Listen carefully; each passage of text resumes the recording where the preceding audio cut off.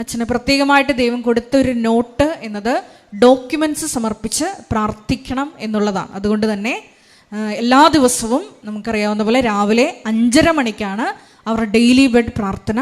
അപ്പോൾ ആ സമയത്ത് നിങ്ങൾ പോകാൻ പോകുന്ന എല്ലാ മേഖലകളിലെയും നിങ്ങൾ സമർപ്പിച്ച് പ്രാർത്ഥിക്കാൻ ആഗ്രഹിക്കുന്ന എല്ലാ ഡോക്യുമെൻസും നിങ്ങൾക്ക് പ്രത്യേകമായിട്ട് സമർപ്പിച്ച് പ്രാർത്ഥിക്കാവുന്നതാണ് എന്നുള്ള കാര്യം കൂടി സ്നേഹപൂർവ്വം ഓർമ്മപ്പെടുത്തുന്നു. എൻ്റെ പ്രിയപ്പെട്ടവരെ, ഒത്തിരി പേര് സാമ്പത്തിക സഹായങ്ങൾ കൊണ്ട്, പ്രേക്ഷിത പ്രവർത്തനങ്ങൾ കൊണ്ട് ഓരോ മലയോരങ്ങളിലും ഇന്നലെ 24 ആദിവാസി സഹോദരങ്ങളാണ് വയനാടൻ കാടുകളിൽ നിന്ന് വന്ന് ഉടമ്പടി എടുത്തിരിക്കുന്നത്. അപ്പം അത്രയും എല്ലാ മേഖലകളിലുമുള്ള എല്ലാവർക്കും ലളിതമായി മനസ്സിലാക്കുന്ന ദൈവാനുഭവമായിട്ട് ഏറ്റവും ഉന്നതമായ ശ്രേണി ജീവിക്കുന്നവർ മുതൽ ജീവിതത്തിൻ്റെ വ്യത്യസ്തങ്ങളായ മേഖലകളിലും ജീവിത രംഗങ്ങളിലുള്ളവരെല്ലാം അഭയസ്ഥാനമായി ഉടമ്പടി കാണുകയാണ്. അപ്പം നിങ്ങൾ ഓർക്കേണ്ടത്, നിങ്ങൾ പ്രാർത്ഥിക്കുമ്പോഴും ഈ ഉടമ്പടി ധ്യാനം കൂടുമ്പോഴും അത് നിങ്ങൾ ഷെയർ ചെയ്യണം. വേദനപ്പെട്ടിരിക്കുന്നവർക്ക് ഇത് കിട്ടുമ്പോൾ ദൈവം അവർക്ക് അയച്ചു കൊടുത്ത പോലെ തോന്നും. കാര്യം അത് നിങ്ങളാണ് ദൈവത്തിൻ്റെ കൈയും കാര്യമായി പ്രവർത്തിക്കേണ്ടത്. നിങ്ങളുടെ പ്രേക്ഷിത വേലയിൽ നിങ്ങളൊരിക്കലും മാന്യം തോന്നരുത്.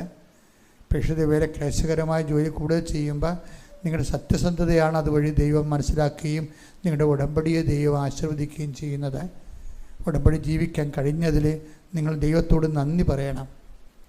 എല്ലാവരും അങ്ങനെയാണ് പറയണം. ഇതൊരു ജീവിത രീതിയായിട്ട് ഞങ്ങൾ മനസ്സിലാക്കുന്നുവെന്ന് പറഞ്ഞുകൊണ്ട് ഇതിൽ ജീവിച്ച് മരിക്കാൻ ഇടയാക്കണമെന്നൊക്കെയാണ് ആൾക്കാർ പ്രാർത്ഥിക്കണം. ഇപ്പോഴും നമ്മുടെ ഇവിടുത്തെ എഡിറ്റർ, നമ്മുടെ വീഡിയോ ഒക്കെ എഡിറ്റ് ചെയ്യണ എഡിറ്റർ സ്ഥലം മാറിപ്പോയി. അപ്പോൾ അത് സീറ്റ് വേക്കൻ്റാണ്. അപ്പോൾ വീഡിയോ എഡിറ്റിംഗ് അറിയാവുന്നവർ ഈ ദിവസങ്ങളിൽ അച്ഛനുമായിട്ട് കോൺടാക്റ്റ് ചെയ്യേണ്ടതാണ്, അല്ലെങ്കിൽ നമ്മുടെ വാട്സപ്പിൽ കോൺടാക്റ്റ് ചെയ്യേണ്ടതാണ്.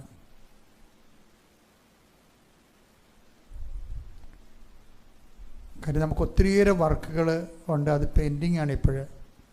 അപ്പം അതുകൊണ്ട് പുതിയ ആൾക്കാരെ എടുക്കാൻ ആഗ്രഹിക്കുന്നു. ഇവിടെ താമസിച്ച് ജോലി ചെയ്യാൻ ആഗ്രഹിക്കുന്നവർക്കും മുൻഗണനയുണ്ട്, അല്ലാത്തവർക്കും വർക്ക് നൽകുന്നതായിരിക്കും. പരമദിവ്യകാരുണ്യത്തിന്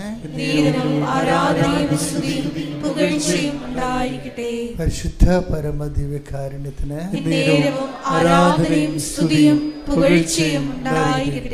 പരിശുദ്ധ പരമദിവ്യകാരുണ്യത്തിന്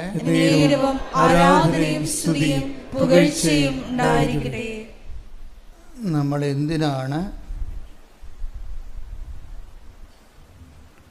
ഒരു ഉടമ്പടി ജീവിതം അഥവാ ഒരു ഉടമ്പടി ജീവിതത്തിലേക്ക് വന്നത് എന്നാരെങ്കിലും ചോദിച്ചാൽ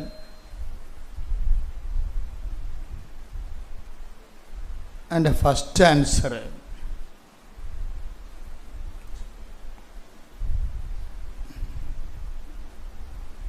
എൻ്റെ ആദ്യത്തെ ഉത്തരം എന്ന് പറയുന്നത്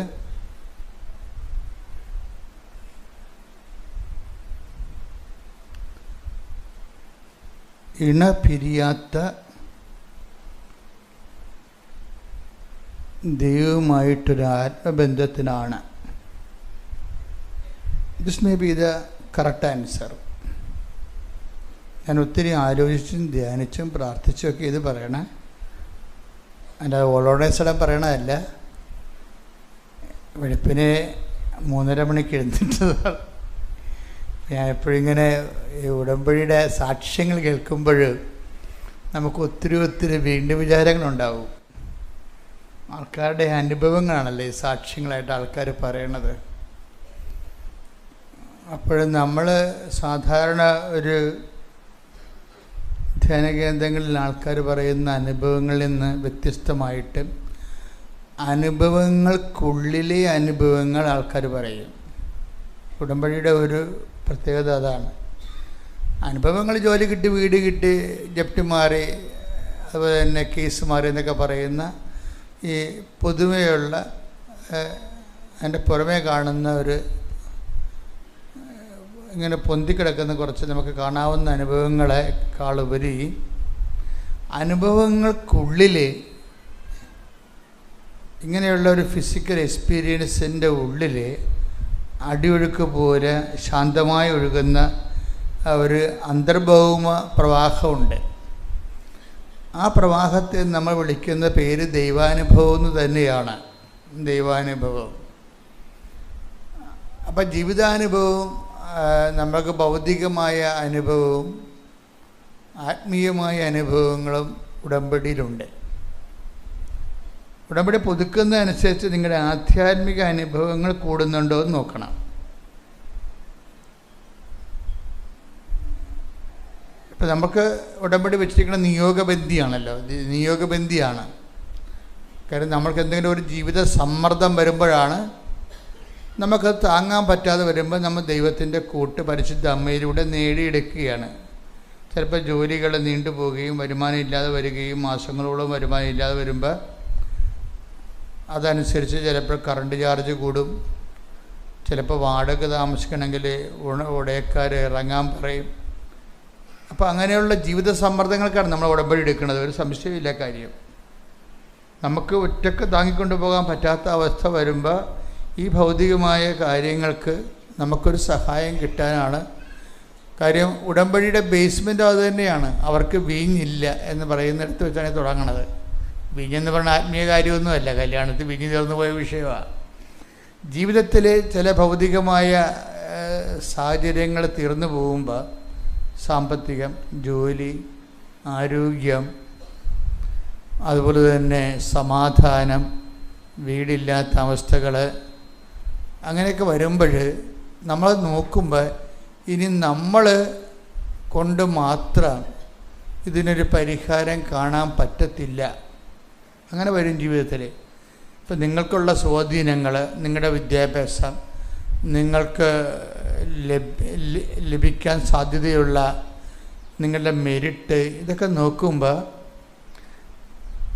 നിങ്ങൾ ചിലപ്പോൾ അകപ്പെട്ട് നിൽക്കണ പോലെ തോന്നും. ആരും നമ്മളെ സഹായിക്കാനില്ല. പിന്നെ വേറെയും ചില കാര്യങ്ങൾ നിങ്ങൾ തിരിച്ചറിയും. എന്താണ്? നമ്മൾ ചിരിച്ചും കളിച്ചുമൊക്കെ നമ്മുടെ കൂടെ നടക്കുന്ന ബന്ധുക്കളും സ്വന്തപ്പെട്ടവരും പോലും നമുക്ക് രക്ഷപ്പെട്ടെന്ന് കാണുമ്പോൾ അവരുടെ മോന്ത മാറും പെട്ടെന്ന് അവരിങ്ങനെ ഒക്കെ ഉണ്ട്. അപ്പോൾ നമുക്ക് വേറെ കാര്യം തിരിച്ചറിയും. എന്താണ്? എല്ലാവരും ഉണ്ട്, ആരും ഇല്ല. അത് കറക്റ്റാണ്. അത് നീ പെട്ടെന്ന് ഞാൻ പറയണത് നിങ്ങൾ എപ്പോഴും പെട്ടെന്ന് തിരിച്ചറിയണമെന്ന് ഞാൻ പറയത്തുള്ളൂ. ചില ആൾക്കാർ വയസ്സായാലേ അറിയത്തുള്ളൂ. ഇതൊക്കെ ഒരു 10-25 വയസ്സിനുള്ളിൽ തിരിച്ചറിയേണ്ട കാര്യങ്ങളാണ്. എല്ലാവരും ഉണ്ട്, പക്ഷേ ബേസിക്കായിട്ട് ആരുമില്ല. അത് നമ്മൾ 25 വയസ്സിനുള്ളിൽ തിരിച്ചറിയണം. ചില പൊട്ടന്മാർ അത് 70 വയസ്സാകുമ്പോഴൊക്കെയാണ് തിരിച്ചറിയണത്. അപ്പോൾ കയ്യിൽ നിന്നെല്ലാം പോയി പോകും. കയ്യിൽ നിന്ന് എല്ലാം പോയി പോകുമെന്ന് പറഞ്ഞു കഴിഞ്ഞാൽ ഞാൻ എന്താ ഉദ്ദേശിച്ചു കഴിഞ്ഞാൽ പണവും പൊന്നുമൊന്നുമല്ല, മറിച്ച് ദൈവം. അപ്പോൾ ഈ നെടുമ്പാശ്ശേരിയില്ലേ, ഞാനെപ്പോഴും നെടുമ്പാശ്ശേരി ചെല്ലുമ്പോൾ ആ ടെർമിനൽ 3 കാണുന്ന കുറച്ച് കാഴ്ചകളുണ്ട്. ടെർമിനൽ 3 എന്ന് പറഞ്ഞാൽ ഇൻ്റർനാഷണൽ എയർപോർട്ടിൻ്റെ ആണ്, മറ്റേ ഡൊമസ്റ്റിക്. അപ്പോൾ അവിടെ ചെല്ലുമ്പോൾ ആക്കാൻ വരുന്നവർ ഭയങ്കര പിരിഞ്ഞു പോകുമ്പോൾ കെട്ടിപ്പിടിച്ച് കരയുകയും കരഞ്ഞുകൊണ്ട് നിൽക്കുകയും അങ്ങനെ കുറേ സീനുണ്ട്. ഇനി അവിടെ തിരിച്ച് നമ്മളെ ടെർമിനൽ 3 വന്ന് ഇറങ്ങുമ്പോൾ നമ്മളെ കൊണ്ടുപോകാൻ വരുന്നവർ അത്യാഹ്ലാദത്തോട് വരികയും അതുപോലെ തന്നെ കെട്ടിപ്പിടുത്തവും ചിരിയും സന്തോഷവും വേറെ സംഭവമുണ്ട്. അപ്പം ഞാനിതൊക്കെ എല്ലാം ഇങ്ങനെ ശ്രദ്ധിക്കണ ഒരാളാണ്. എന്തെല്ലാം ചെറിയ മൂമെൻറ്റ്സ് പോലും ശ്രദ്ധിക്കും. ഓരോരുത്തർ എന്തെങ്ങനെയാണ് ആ സിറ്റുവേഷൻസ് ഹാൻഡിൽ ചെയ്യണത്. അപ്പോൾ ചില ആൾക്കാരുണ്ട് ഒറ്റക്ക് വരും, ഒറ്റക്ക് പോകും. അവരെ കൊണ്ടുവന്നാക്കാനും ആരുമില്ല, കെട്ടിപ്പിടിക്കാനും ആരുമില്ല. അവർ വരുമ്പോൾ സ്വീകരിക്കാനും ആരുമില്ല. ഞാൻ എപ്പോഴും ടാർഗറ്റ് ചെയ്യണത് ആ ഒരു സിറ്റുവേഷനെയാണ്. അപ്പോൾ എൻ്റെ മനസ്സിലെപ്പോഴും തോന്നും ഈ ഉടമ്പടി നമ്മൾ എടുക്കുന്നതിൻ്റെ ഉദ്ദേശം ഇപ്പം ചിലരെ കൊണ്ടുവന്ന് ആക്കാൻ, പണ്ടൊക്കെ നമ്മളുടെ ഈ പ്രായം നമ്മൾ കയറുന്നതനുസരിച്ച് കൊണ്ട് പല എക്സ്പീരിയൻസ് അല്ലേ ആൾക്കാർക്ക്. ചോക്ലേറ്റ് എക്സ്പീരിയൻസായി. 10-22 വയസ്സ് വരെ ഉള്ളതെല്ലാം ചുമ്മാ ചോക്ലേറ്റ് എക്സ്പീരിയൻസാണ്. വെച്ച് കഴിഞ്ഞാൽ നമുക്ക് കഴിക്കുമ്പോഴൊക്കെ നല്ല രുചിയൊക്കെ തോന്നും, മധുരം ഉണ്ടാവും. കഴിച്ച് കഴിയുമ്പോൾ പിന്നെ ഷുഗർ ഉള്ളവർക്കാണെങ്കിൽ ചിലപ്പോൾ കിഡ്നിയും പോയെന്ന് വരും. ചോക്ലേറ്റ് എക്സ്പീരിയൻസ് എന്ന് പറയും. എന്ന് വെച്ച് കഴിഞ്ഞാൽ നമ്മൾ അപ്പനുണ്ട് ആങ്ങളയുണ്ടെന്നൊക്കെ പറഞ്ഞിട്ട് നമ്മുടെ ഒരു പ്രായത്തിൽ നമ്മൾ ഇവരുടെയൊക്കെ സ്നേഹം അത് സത്യസന്ധമായ സ്നേഹമാണ്, ഒരു സംശയമില്ല. അപ്പൻ്റെയൊക്കെ സ്നേഹം എന്ന് പറഞ്ഞാൽ സത്യസന്ധമായ സ്നേഹമാണ്, അതിൻ്റെ ഒരു ഡൗട്ടും ഇല്ല. അമ്മയുടെ സ്നേഹവും സത്യസന്ധമായ സ്നേഹമാണ്. ആങ്ങളമാരുടെ സ്നേഹവും പെങ്ങന്മാരുടെ സ്നേഹവും എല്ലാം, ഭാര്യ ഭർത്താക്കന്മാരുടെ എല്ലാ സ്നേഹങ്ങളും ഞാൻ മനസ്സിലാക്കിയിരിക്കുന്നത് സത്യസന്ധമായ സ്നേഹങ്ങളാണ്. അതിൻ്റെ അകത്ത് യാതൊരു കലർപ്പുമില്ല. ഇൻ കേസ് ചില അനുഭവങ്ങളൊക്കെ വരുമ്പോൾ ചിലർ അങ്ങോട്ടും ഇങ്ങോട്ടും ചെറിയ ചലിക്കുമെന്നുണ്ടെങ്കിലും ബേസിക് ലവ് ഫണ്ടമെൻ്റൽ ലവ് ആണ്. ഞാൻ എന്താ പറയാൻ ഉദ്ദേശിക്കുന്നത് ചോദിച്ചു കഴിഞ്ഞാൽ, പക്ഷേ ഇതൊരു പതയാണ് ശരിക്കും. വെച്ചാൽ നമ്മൾ പ്രായമാകുന്നതോടുകൂടി ഈ ആൾക്കാരൊക്കെ ഒന്നെങ്കിൽ നമ്മൾ പിരിഞ്ഞു പോകും, അല്ലെങ്കിൽ അവർ പിരിഞ്ഞു പോകും. ഒന്നെങ്കിൽ നമ്മളെ പിരിഞ്ഞു പോകും, കല്യാണം കഴിച്ച്, അല്ലെങ്കിൽ നമ്മൾ വേറൊരു ജോലി കിട്ടി, നമുക്ക് ട്രാൻസ്ഫറായി, നമ്മുടെ ജോലിക്ക് വേണ്ടി കുഞ്ഞുങ്ങളെ പോറ്റാൻ വേണ്ടി വേറെ ഒരു രാജ്യത്ത് പോയി, വേറെ ഒരു സംസ്ഥാനത്ത് പോയി നമ്മൾ പിരിഞ്ഞു പോകും. അല്ലെങ്കിൽ നമ്മൾ തിരിച്ചു വരുമ്പോൾ നമ്മളെ വീട്ടിലോട്ട് കൂട്ടിക്കൊണ്ടുപോകാൻ അപ്പനില്ല. അപ്പൻ നമുക്ക് ചങ്കടിപ്പ് വരും. കാര്യമാണ് അപ്പൻ്റെ ദൗത്യം പൂർത്തിയാക്കി കർത്താവിലേക്ക് തിരിച്ചു പോയി കാണും. ഏതെങ്കിലും ഒരു കാലത്ത് അപ്പൻ്റെ മരണത്തിന് നമ്മൾ വന്നിറങ്ങേണ്ടി വരുന്നിടുമ്പോൾ ശരിയില്ലേ, ഉറപ്പല്ലേ? ഏതെങ്കിലും ഒരു നിങ്ങൾക്ക് ഉണ്ടാകുന്ന കുഴപ്പമെന്ന് വെച്ചാൽ നിങ്ങൾ ആ സമയത്താണ് അയ്യോ പൊത്തൊന്നും നിലവിളിക്കുന്നത്. നിങ്ങൾ മനസ്സിനെ ട്രെയിൻ ചെയ്യണം. ഒരു 25-30 വർഷം മുമ്പിലിട്ടിട്ട് മനസ്സിനെ ട്രെയിൻ ചെയ്യണം. ഇന്ന കാര്യങ്ങൾ 35 വർഷത്തിൽ നടക്കും. It's okay, clear. എന്തുകൊണ്ടാണ് അങ്ങനെ പറഞ്ഞത് വെച്ച് കഴിഞ്ഞാൽ, ആ സമയത്ത് അല്ലെങ്കിൽ ദൈവം എന്നോട് അങ്ങനെ ചെയ്ത്, ദൈവം എന്നോട് ഇങ്ങനെ ചെയ്തെന്ന് പറഞ്ഞു വെച്ചാൽ ഇമോഷണൽ ജീവികൾ ആവശ്യമില്ലാത്ത രീതിയിൽ വിഷയം സെൻറ്റിയാക്കി കളയും. അങ്ങനെ അപ്പോൾ അത് ആധ്യാത്മിക ജീവിതത്തെ ബാധിക്കും. അപ്പോൾ ഈശോയുടെ ഒരു നിലപാടെന്ന് പറയണത്, ഞാനത് മുൻകൂട്ടി പറഞ്ഞിരിക്കുന്നുവെന്ന് ഈശോ പറയും. ചില ക്ലേശങ്ങളെക്കുറിച്ചൊക്കെ പറഞ്ഞിട്ട് അവസാനം പറയും, നിങ്ങൾ ആ സമയത്ത് കൈയും കാലും വിട്ട് അടിക്കാതിരിക്കാൻ വേണ്ടി ഞാനിത് മുൻകൂട്ടി പറഞ്ഞിരിക്കുന്നു. അത് ഈശോ പറയും. ഇപ്പം ചില കാര്യങ്ങൾ നമ്മൾ മുൻകൂട്ടി അറിഞ്ഞു വെച്ചേക്കുന്നത് നല്ലതാണ്. അറിഞ്ഞു വെക്കുന്നത് എന്തിനാണെന്ന് വെച്ച് കഴിഞ്ഞാൽ, ആധ്യാത്മികമായ കാലാവസ്ഥകളെ വലിയ ഡിസ്റ്റർബൻസ് ഇല്ലാത്ത രീതിയിൽ നമ്മൾ പുറമേ കാണുന്ന ഫിസിക്കൽ എക്സ്പീരിയൻസിൻ്റെ താഴെ ഉടമ്പടി ഉദ്ദേശിക്കുന്ന ഒരു ദൈവാനുഭവമുണ്ട്. ഉടമ്പടി ഉദ്ദേശിക്കുന്ന ദൈവാനുഭവത്തിലേക്ക് നിങ്ങളെ ലാൻഡ് ചെയ്യുകയാണ് ഞാൻ ഇത്രയും നേരം സംസാരിച്ചതിൻ്റെ ഉദ്ദേശം. അല്ലെങ്കിൽ നിങ്ങൾ ജോലി, വീട്, വിവാഹം, ജപ്തി എന്നും പറഞ്ഞുകൊണ്ട് മരണം വരെ ഇതും പറഞ്ഞുകൊണ്ടിരിക്കും. ഒരു ഉടമ്പടി 3 പുതുക്കി കഴിഞ്ഞാൽ പിന്നീട് ഇതിൻ്റെ അകത്ത് ഈ പുറമെ ആദ്യം കാണുന്ന വിഷയങ്ങൾക്ക് നമുക്ക് പ്രയോറിറ്റി എംഫസിസ് കുറഞ്ഞു വരണം. എന്താ കാര്യം, ഉടമ്പടിയുടെ ബേസിക് പ്രോമിസ് എന്ന് പറയുന്നത് I will be with you unto the last. അപ്പം അങ്ങനെ പറയേണ്ട ആവശ്യമില്ലല്ലോ. ബൈബിൾ അവസാനിക്കുമ്പോൾ ഈശോ പറയാൻ മറക്കാത്തൊരു കാര്യമാണ്. ബൈബിൾ അവസാനിക്കുമ്പോൾ ഈശോ പറയാൻ മറക്കാത്തൊരു കാര്യമാണ്. എന്താണ്? I will be with you unto the last. എന്നുവെച്ചാൽ കാലത്തിൻ്റെ അവസാനം വരെ ഞാൻ നിങ്ങളോട് കൂടെ ഉണ്ടായിരിക്കും. അപ്പോഴീ ലാസ്റ്റ് എന്ന് പറഞ്ഞ വാക്ക് എന്താണ്? ഈ ലാസ്റ്റ് പലപ്പോഴും ആരും കൂടെ ഉണ്ടാകാത്തൊരു സമയമാണ്. ലാസ്റ്റില്ലേ, ബൈബിൾ വളരെ ലാസ്റ്റ് എല്ലാത്തിൻ്റെയും. ഇപ്പം ഞാൻ നിങ്ങൾ എന്തൊക്കെ പറഞ്ഞാലും, ഭയങ്കര സന്തോഷത്തിൻ്റെ കാര്യങ്ങളൊക്കെ പറഞ്ഞാലും എനിക്ക് വലിയ വ്യത്യാസം ഉണ്ടാകത്തില്ല. നിങ്ങൾ ഇൻ്റർവെല്ല് വരെയുള്ള കോമഡി കാര്യങ്ങളൊക്കെയാണ് പറയേണ്ടത്. ഇൻ്റർവെല്ല് കഴിയുമ്പോഴാണല്ലോ പടം ട്രാജിക്കിലേക്ക് പോണത്. അത് അവസാനം വരുമ്പോൾ മാത്രമല്ല ഇതെങ്ങനെയാണ് ചെയ്യുന്നത് അവസാനിക്കണമെന്ന് അറിയാൻ പറ്റത്തുള്ളൂ. അപ്പോൾ ഞാൻ മിണ്ടത്തില്ല. അതിൻ്റെ കാര്യം വെച്ച് കഴിഞ്ഞാൽ, ഈ സിറ്റുവേഷൻസ്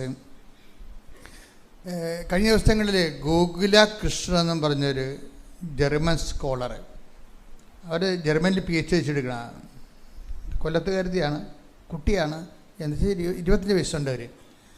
അപ്പോൾ ഇവർ കഴിഞ്ഞ ദിവസങ്ങളിലൊക്കെ പറഞ്ഞ സാക്ഷ്യത്തിലെ ഒരു സംഭവം, ഞാൻ വലിയ ആവേശത്തോടു കൂടിയാണ് ജർമ്മനിയിൽ നിന്ന് വന്നത്. എന്താ കാര്യം? പപ്പായുണ്ട്, അമ്മയുണ്ട്. അപ്പം അവരുടെയൊക്കെ അടുത്തേക്ക് വരികയാണല്ല.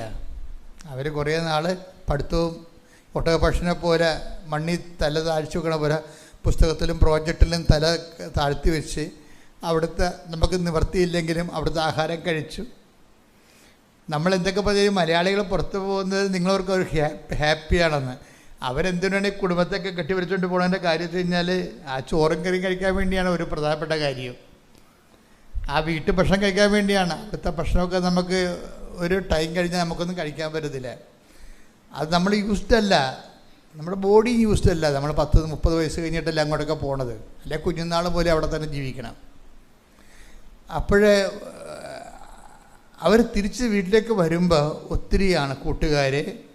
അവർ തന്നെ നല്ല ഭക്ഷണം എന്നൊക്കെയാണ് അവർ പറയണത്. നല്ല ഭക്ഷണം എന്ന് വെച്ചാൽ എന്താ? നമ്മുടെ ഭക്ഷണത്തിനെ പറയണത്. നമ്മുടെ ഭക്ഷണം നല്ലതാണെന്ന് നമുക്കറിയത്തില്ല. കാര്യം നമ്മുടെ ബോഡിയെല്ലാം വീക്കല്ലേ, നമ്മുടെ ഭക്ഷണം നല്ലതല്ല. ബാക്കിയുള്ള ജനങ്ങളെല്ലാം ഹിന്ദിക്കാർ വരെ എന്തുമാത്രം സ്ട്രോങ്ങാണ്. അവരെ പരിപ്പിൻ്റെ ആളൊക്കെ കഴിച്ചിട്ട് കുടവേറൊന്നും ഇല്ലാതെ, എനിക്ക് പോലും കുടവേറ എന്നോട് ചോദിക്കും, ധ്യാനവും കുടവേറൊന്നും എങ്ങനെ അഡ്ജസ്റ്റ് ചെയ്യണമെന്ന് ചോദിക്കും. ഞാനെന്ത് ചെയ്യാനാ, ഇരുന്ന് ജോലിയല്ലേ എപ്പോഴും. അതുകൊണ്ട് വേറൊക്കെ ചാടുന്നുണ്ട്. ഇപ്പം ഞാൻ ഇതൊക്കെ നിർത്തി, ചോറൊക്കെ നിർത്തി വരികയെ. പക്ഷെ എന്ത് സംബന്ധിച്ച് നമ്മുടെ ഭക്ഷണം അത്ര നല്ലതല്ല, പക്ഷെ നമുക്ക് നല്ലതാണ്. നമുക്കത് കഴിക്കാൻ വേണ്ടി നമ്മൾ വരുമ്പോൾ ഇവിടെ എന്താ ഈ ഗോകുലകൃഷ്ണൻ പറയണത്, ഞാൻ ഇത്രയും അത്യാഹ്ലാദത്തോട് വീട്ടിലോട്ട് വരുമ്പോൾ പപ്പയാണെങ്കിൽ വെള്ളം അടിച്ച് കോടം തിരിഞ്ഞ് നിൽക്കുകയും. അപ്പം എനിക്ക് വല്ലാത്ത സങ്കടം വന്നു. കാരണം അപ്പോഴീ കല്യാണം കഴിക്കാത്തവർക്ക് പിന്നെ ഉള്ള പെൺപിള്ളേർക്ക് ആർക്ക് പാപ്പടമുള്ളത് ആരാണ്? ആ പച്ചത്തുരുത്തെന്ന് പറഞ്ഞാൽ അപ്പായാണ് ശരിക്കും പറഞ്ഞാൽ. അമ്മയുണ്ട്, പക്ഷെ പെൺപിള്ളേരെ സംബന്ധിച്ചിടത്തോളം അവർക്ക് പുറത്ത് പറയത്തില്ലെങ്കിൽ അപ്പയുടെ മനസ്സിലേക്കാണ് അവർ വരണത്. ശരിക്കും ആദ്യം ഫസ്റ്റ് ലാൻഡിങ് ചെയ്യണം. ആൺപിള്ളേരാണെങ്കിൽ അമ്മയുടെ മനസ്സിലേക്കായിരിക്കും അവർ വരണത്. അതാ വ്യത്യാസമുണ്ട്. പക്ഷെ ഇവിടെ വരുമ്പോൾ ഈ മനുഷ്യൻ കുടിച്ച് കോൺതിരിഞ്ഞ് ഒരു പരിചയമില്ലാത്ത പോലെയൊക്കെ നിൽക്കണാകുമ്പോൾ തകർന്നു പോകും, മനുഷ്യൻ തകർന്നു പോകും. അതുപോലെ അമ്മയാണെന്ന് അമ്മയുടെ അടുത്ത് വരുമ്പോൾ അമ്മ രോഗിയുമായിട്ട് കിടപ്പാണ്. അപ്പോൾ ആ സീനെന്ന് പറയുന്നത് കോന്ത്രയാണ് ശരിക്കും പറഞ്ഞാൽ. ഉൾക്കൊള്ളാൻ പറ്റത്തില്ല. അപ്പോൾ അവൾ പറയണത്, ഞാൻ ആ സിറ്റുവേഷൻ എങ്ങനെ ഹാൻഡിൽ ചെയ്യുന്നറിയാമോ? ഞാൻ ഹാൻഡിൽ ചെയ്തത് അച്ഛൻ നേരത്തെ പറഞ്ഞിട്ടുണ്ട് ഡെയിലി ബ്രെഡിൽ. അപ്പോൾ ഈ അത് ഡെയിലി ബ്രെഡിൽ ഞാൻ എന്താ പറഞ്ഞു വെച്ച് കഴിഞ്ഞാൽ, ഞാൻ പറഞ്ഞു ഈശോ ജോർദാൻ നദിയിലെ പച്ചപ്പിൽ നിന്നാണ് നേരെ മരുഭൂമിയിലേക്ക് പോകുന്നത്. അപ്പോൾ ബുദ്ധിയുള്ള ആൾക്കാർ ഞാൻ പറയുമ്പോൾ അവിടെ ലൈഫുമായിട്ട് അതിനെ തട്ടിച്ച് നോക്കും. അവർ പിടിച്ചു നിൽക്കണത് എങ്ങനെ? അതാണ്. അപ്പോൾ അവളും ശരിക്കും എന്താ ചെയ്തിരിക്കണത്, അവൾ ആ പച്ചപ്പിൽ നിന്ന് നേരെ വീട്ടിൽ വരുമ്പോൾ വീടല്ലാണ്ടായി തോന്നണ അവസ്ഥ. വീടിൻ്റെ കെമിസ്ട്രി ആകപ്പാടെ മാറി അത് വേറൊരു കോമ്പൗണ്ടായിട്ട് മാറിയിരിക്കുക, വേറൊരു സംഭവമായിട്ട്. നമ്മുടെ വീടൊക്കെ മാറണമെങ്കിൽ അധികം സമയം വേണ്ട. എൻ്റെ അഭിപ്രായത്തിൽ ഇടയ്ക്കിടയ്ക്ക് വീട് മാറിക്കൊണ്ടിരിക്കണമെന്നുള്ളതാണ്. ഓരോരുത്തരുടെ സ്വഭാവം. ഇപ്പം കെട്ടിയ ഒരാൾ വന്ന് കല്യാണം, ഇപ്പോൾ ഒരു എക്സ്ട്രാ ഒരു ന്യൂ കമർ കല്യാണം കഴിച്ച് നമ്മുടെ മകൻ്റെ ഭാര്യ വന്നു കഴിയുമ്പോൾ അതിൻ്റെ കെമിസ്ട്രി അപ്പം തന്നെ കോമ്പൗണ്ടായിട്ട് വേറെ ഒരു പദാർത്ഥമായിട്ട് വീട് മാറും. ഇതിനെല്ലാത്തിനും അക്കോമഡേറ്റ് ചെയ്ത് നിൽക്കാനുള്ള കഴിവെന്ന് പറയണത് അത് ക്രിസ്തു നമുക്ക് തരുന്ന കഴിവാണ്. ക്രിസ്തു ഇല്ലെങ്കിൽ നമ്മളിതിനെ വയലൻ്റായിട്ടും ബ്രൂട്ടലായിട്ടും ആനിമാലിറ്റി ആയിട്ട് കൈകാര്യം ചെയ്യും വിഷയം. ക്രിസ്തു ഉണ്ടെങ്കിൽ, ഇപ്പോൾ കഴിഞ്ഞ ദിവസങ്ങളിൽ ഇന്നലെ എൻ്റെ കുർബാനയായിരുന്നു ഇവിടെ. അപ്പോൾ ഇന്നലെ സകല വിശുദ്ധന്മാരുടെയും തിരുനാളാണ്. അപ്പോൾ അവിടെ വചനം വായിച്ച പരിശുദ്ധാത്മാവ് പറഞ്ഞു, ഈ ശാന്തശീലർ അനുഗ്രഹരാകുന്നു, അവർ ഭൂമി കൈവശമാക്കും.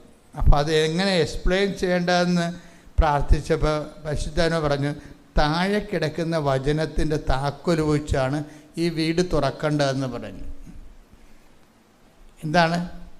ശാന്തശീല അനുഗ്രഹരാകുന്ന ഭൂമി കൈവശമാക്കും.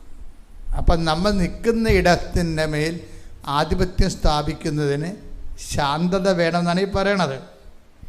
അല്ലെങ്കിൽ നമ്മൾ വീടൊഴിഞ്ഞ് പോകേണ്ടി വരും, അല്ലെങ്കിൽ അവിടെ ജീവിക്കാത്തതും കണക്കായിട്ട് വരും. ശാന്തത. അപ്പം അത് എങ്ങനെയാണ് ആ ശാന്തത ഉണ്ടാക്കണത്? ആ ശാന്തത ഉണ്ടാക്കുന്നതിൻ്റെ താഴെ ഒരു വചനമുണ്ട്. എന്നെ പ്രതി മനുഷ്യർ നിങ്ങളെ അവഹേളിക്കുകയും വ്യാജമായി എല്ലാത്തരം കുറ്റങ്ങളും നിങ്ങളുടെ മേൽ ആരോപിക്കുകയും ചെയ്യുമ്പോൾ നിങ്ങൾ ആഹ്ലാദിച്ച് ഉല്ലസിക്കുകയും സ്വർഗത്ത് നിങ്ങൾക്കുള്ള പ്രതിഫലം. മത്തായി 5:11-12 തിരുവചനങ്ങൾ. 5:11 എന്നെ പ്രതി മനുഷ്യർ നിങ്ങളെ അവഹേളിക്കുകയും പീഡിപ്പിക്കുകയും എല്ലാവിധ തിന്മകളും നിങ്ങൾക്കെതിരെ വ്യാജമായി പറയുകയും ചെയ്യുമ്പോൾ നിങ്ങൾ ഭാഗ്യവാന്മാർ. നിങ്ങൾ ആനന്ദിച്ചാഹ്ലാദിക്കുവിൻ. സ്വർഗത്തിൽ നിങ്ങളുടെ പ്രതിഫലം വലുതായിരിക്കും. വളരെ കൃത്യമാണ് അതിൻ്റെ അകത്ത് മുകളിൽ പറയുന്ന സുവിശേഷ ഭാഗ്യങ്ങളാണ് വിഷയം. ആ സുവിശേഷ ഭാഗങ്ങളിൽ എന്തൊക്കെയാ ഉള്ളതെന്ന് നോക്കിയേ. ശാന്തശീലർ, മത്തായി 5:3 മുതലുള്ള തിരുവചനങ്ങൾ.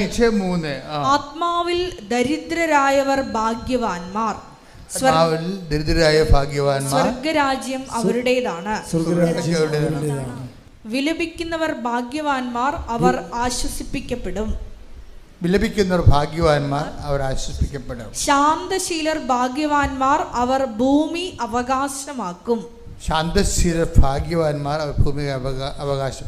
എൻ്റെ പ്രിയപ്പെട്ടവർ, ഇത് വിഷയം എന്ന് പറയുന്നത്, നിങ്ങൾ വിലപിച്ചാലും ശാന്തത ശീലമാക്കിയാലും എന്ത് ബേസിലായിരിക്കണം അങ്ങനെ ചെയ്യണത്? വിലപിക്കണമെങ്കിൽ എന്നെ പ്രതി, അതാണ് വിഷയം.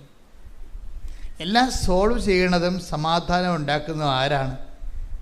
ഈശോയാണ്. ശരിക്കും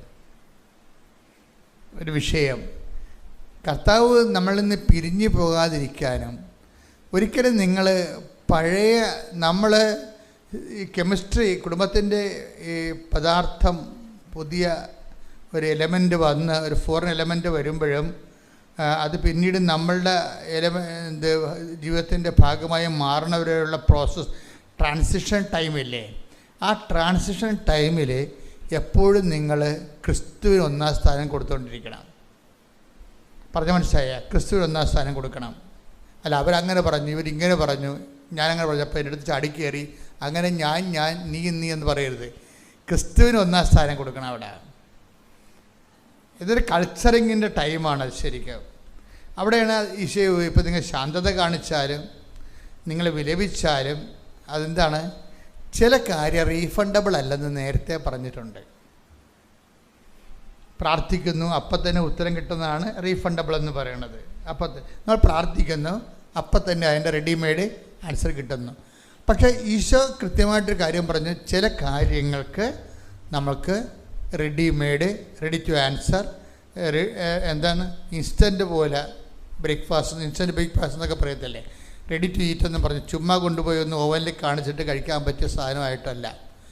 അത് കുറച്ച് കഴിഞ്ഞ് മാത്രമേ റീഫണ്ടബിൾ ആകത്തുള്ളെന്ന്. കോശമണി പോലെയാണ്. കോശമണി നമ്മൾ കോളേജിൽ ചെല്ലുമ്പോൾ പ്രത്യേകിച്ച് സെക്കൻഡ് ഗ്രൂപ്പുകാർക്ക് കുറച്ച് പണം അവിടെ അടക്കണം. ഇവർ വരെ തല്ലുകയോ പൊട്ടിക്കുകയൊക്കെ ചെയ്തെങ്കിൽ അതിന് പണം പിടിക്കാൻ വേണ്ടി ആക്കണം. ചില സംഭവങ്ങൾ കോശമണി പോലെയാണ്, പിരിഞ്ഞു പോരുമ്പോൾ നമുക്ക് കിട്ടത്തുള്ളത്. അതുപോലെ തന്നെയാണ് ചില കാര്യങ്ങൾ നമുക്ക് ഇൻസ്റ്റൻറ്റ് റീഫണ്ടബിൾ അല്ല, അപ്പം തന്നെ കിട്ടത്തില്ല.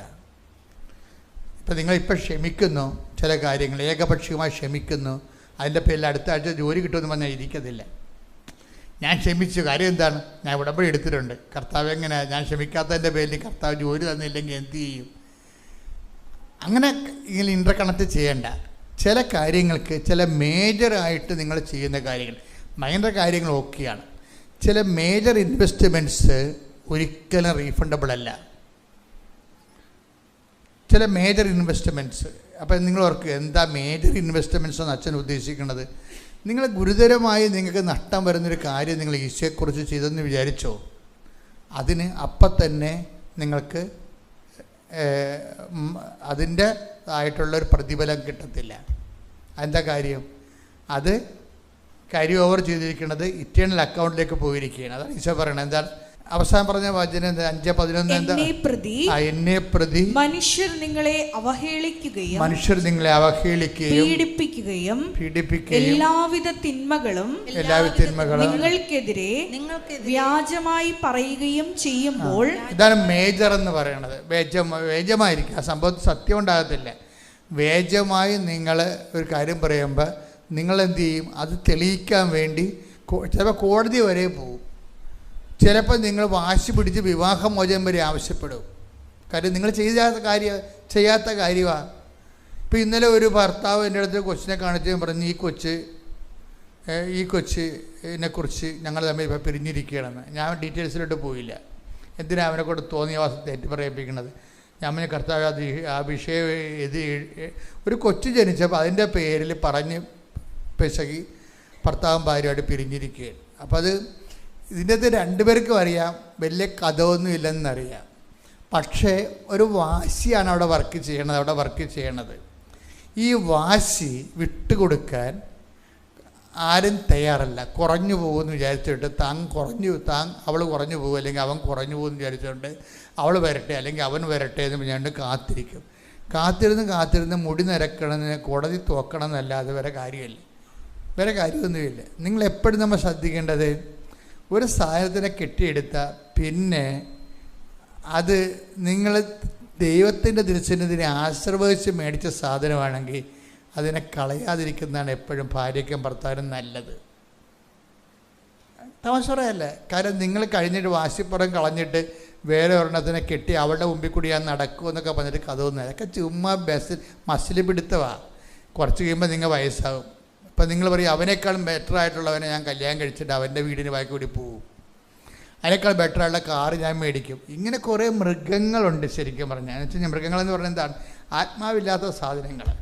ദൈവത്തെ മാറ്റി നിർത്തിയിട്ട് വീമ്പിളക്കിയിട്ട് ആൾ കളിക്കാൻ നോക്കുന്ന വാശികൾ. ഇതിന് ബൈബിൾ വിളിക്കുന്ന പേര് ലോകമെന്നും വിളിക്കും, പിശാചെന്നും വിളിക്കും.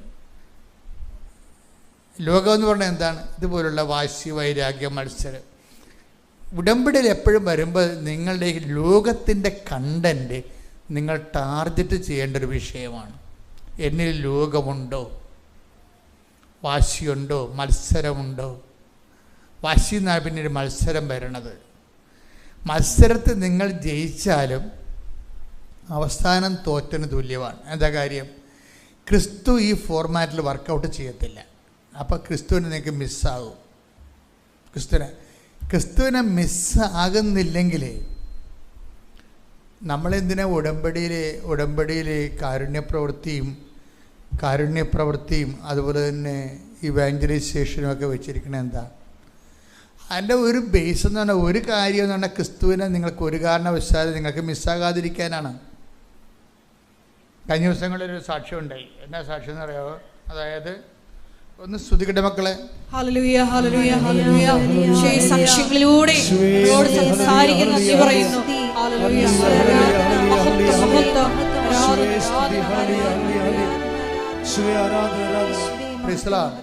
മെറിലിൻ തോമസ് എന്ന് പറഞ്ഞൊരു മോള് സാക്ഷ്യം പറഞ്ഞു. നല്ല സാക്ഷ്യമാണ്.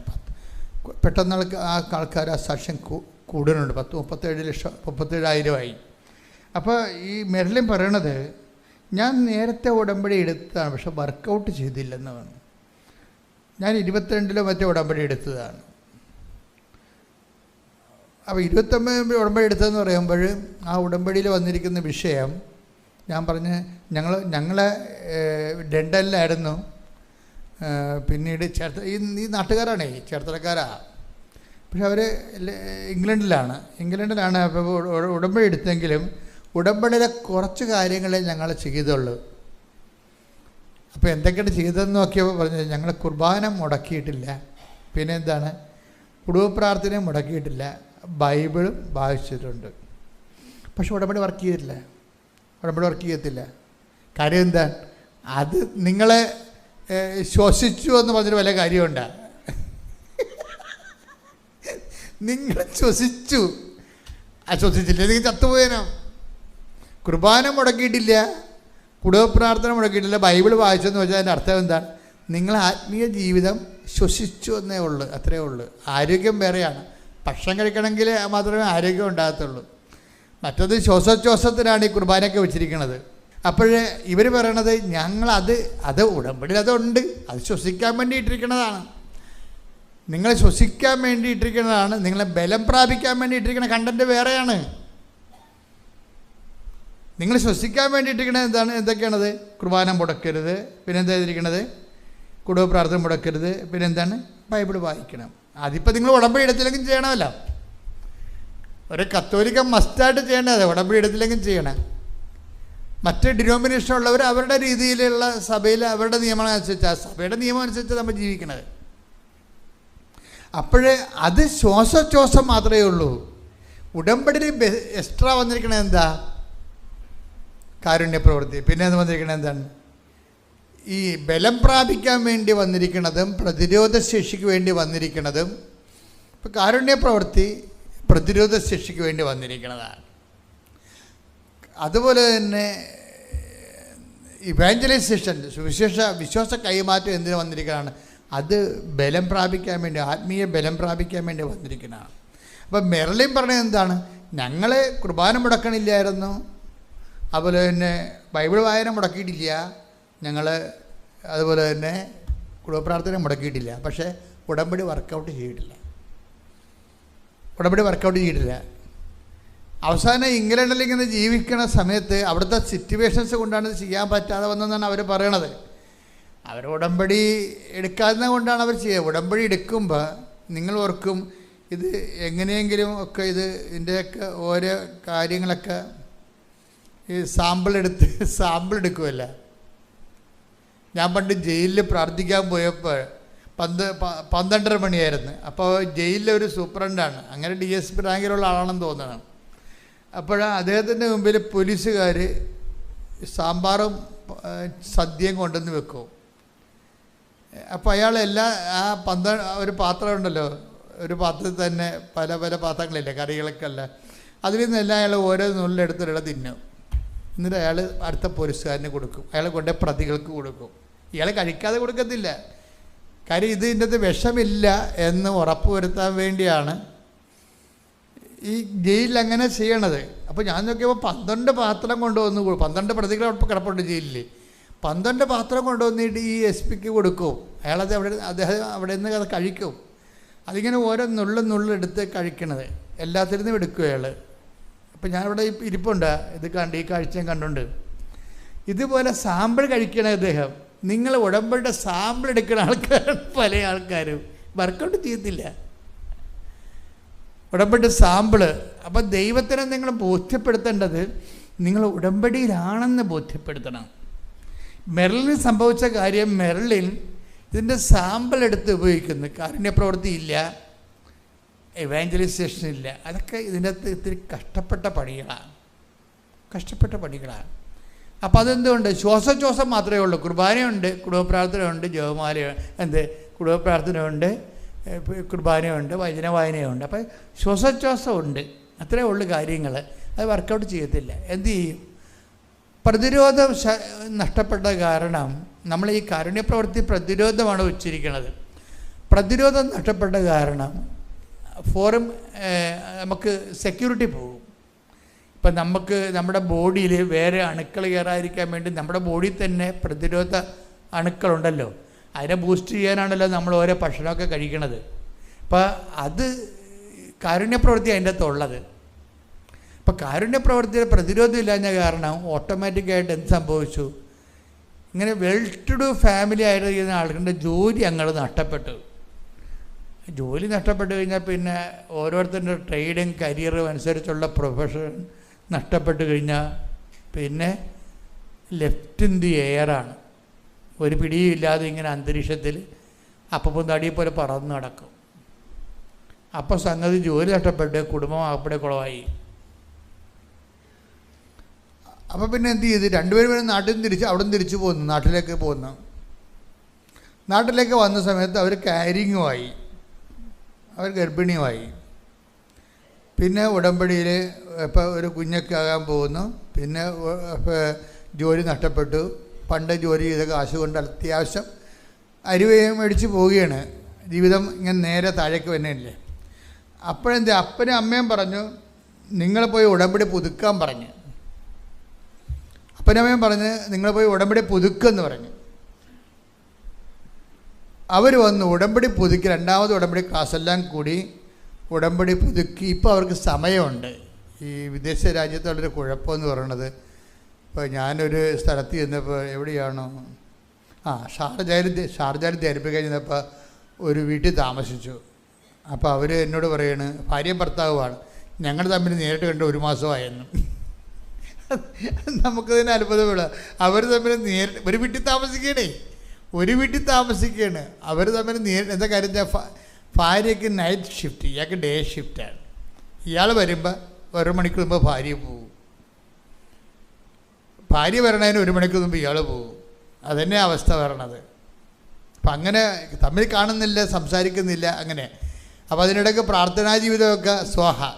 അപ്പം അങ്ങനെ വരുമ്പോൾ ഭയങ്കര, ഇപ്പം അതെല്ലാം മാറി ഇവർക്ക് ഇപ്പോൾ വീട്ടിൽ വന്ന് നിന്ന് ഒരു കുഞ്ഞൊക്കെ ഉള്ള കാരണം ഒരിടത്തും പോണില്ല.